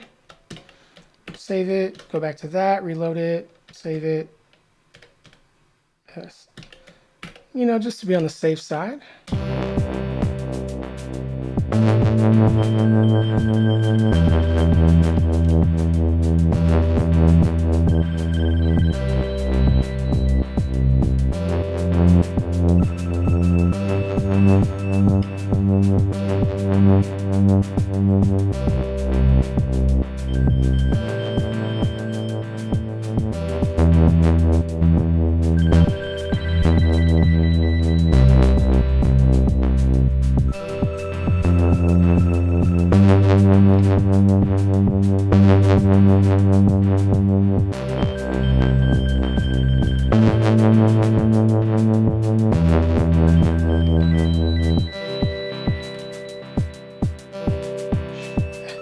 Oops, my bad. Okay, hold on. Filter base. Okay. All right, good to go. And we're going to send the, yep, that's the right direction.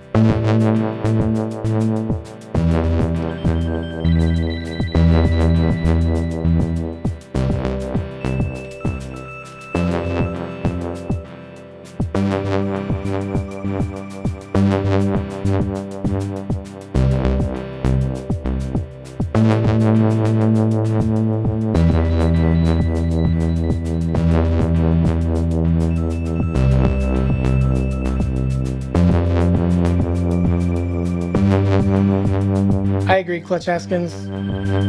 I just wanted it to be like affecting it, but if so, like a little bit, you know?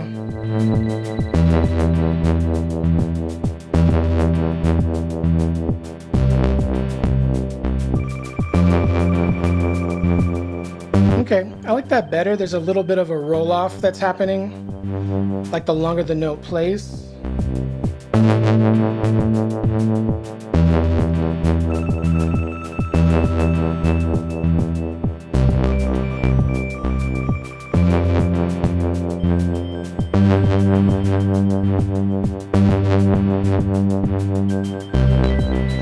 speed goes,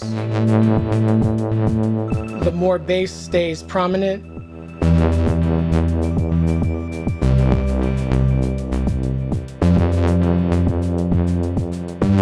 Okay. Master Machetier asks, how am I doing the random sparkles? So it's pretty straightforward actually. So track 6. Oops, nope, that's the hi-hats. Track 4. I kind of have spread out throughout this 64 steps. 64 steps are also at half time. So technically it's like the length of 128 steps. It's just moving slower through each step. And I just have notes put in here, right? And all of them are set to 78% probability. So they're most likely to occur, but sometimes they won't. And then they're kind of just like placed throughout. And oh, also I have it set to 59 out of 64 steps. So it's never going to like play in the same place twice. At least it mostly won't. And then the twinkles are changing too, because on the LFO page, I have this square wave affecting the ratio. And then I have another LFO affecting the speed of that square wave affecting the ratio. So it's just jumping between two ratios, like so. Depending on like where we're catching it on the speed that this LFO is making for it. So pretty straightforward. Snake Jazz, good to see you again here, buddy. I meant to salute. I don't know why I did that. The scale is just the C major scale. I'm just hitting the white keys. It's very simple, straightforward.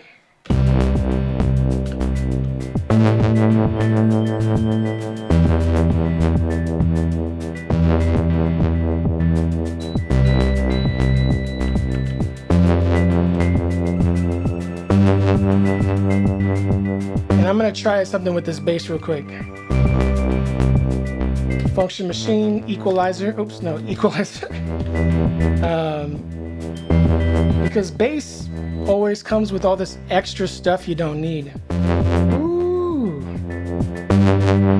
Putting a little gain right there makes it a little crispier. It's a little loud, huh? Let me turn it down. But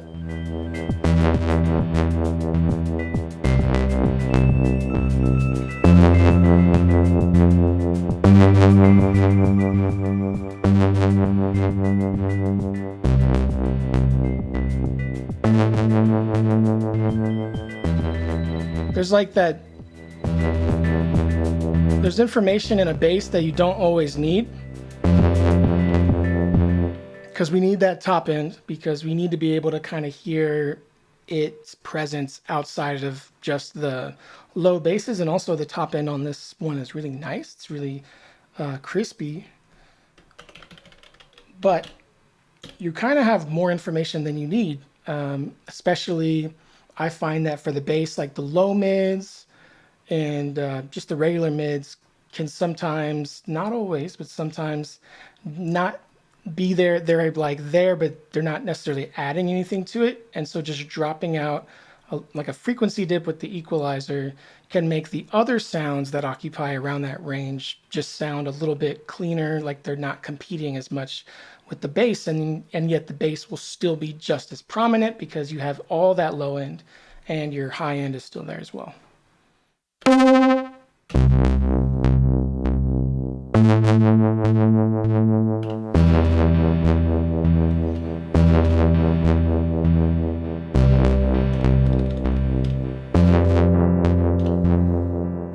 this is probably the thing that it's most competing with. So I found this spot right here. Maybe this is the spot, maybe it's not. Just save it. But we can push the gain a bit and see what just sounds bad, you know what I'm saying? Turn it down.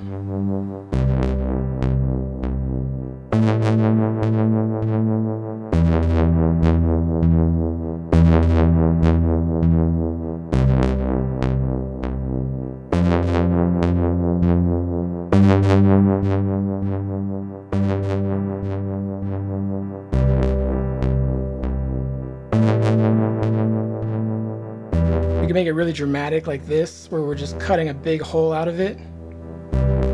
It doesn't sound bad.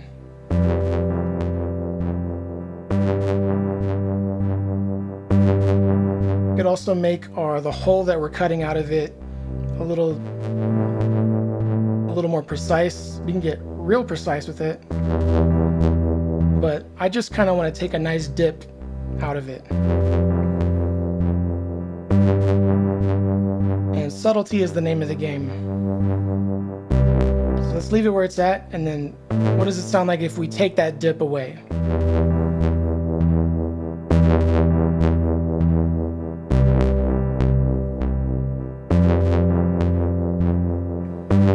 Cool.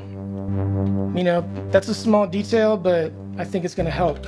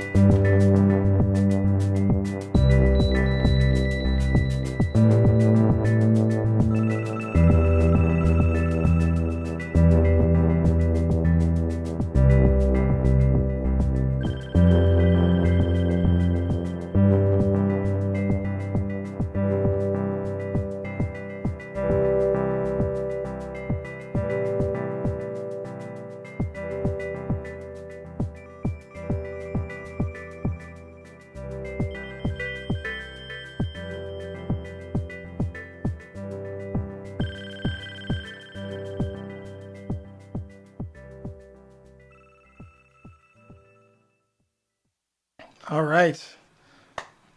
That was a treasure hunting, select your character type track.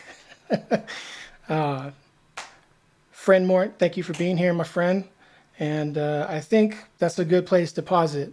I would like to maybe come back to this track because there's a lot of things that we could do with this.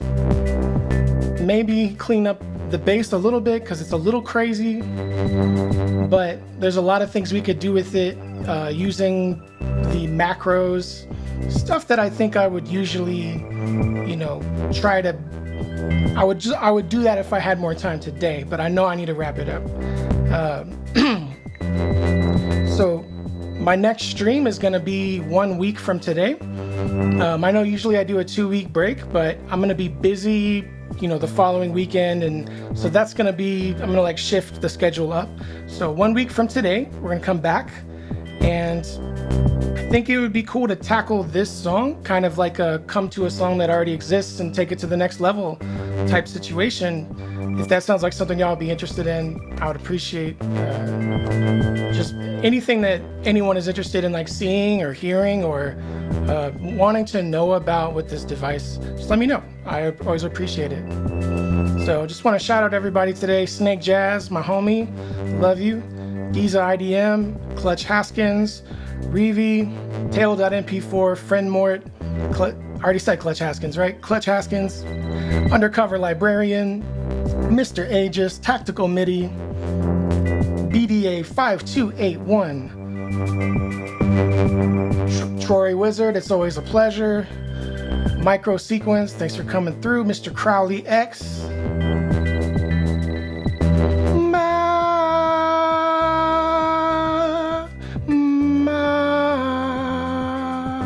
Why the Confusion Homie, Timberdoodle, good to see you again, Noah 5624.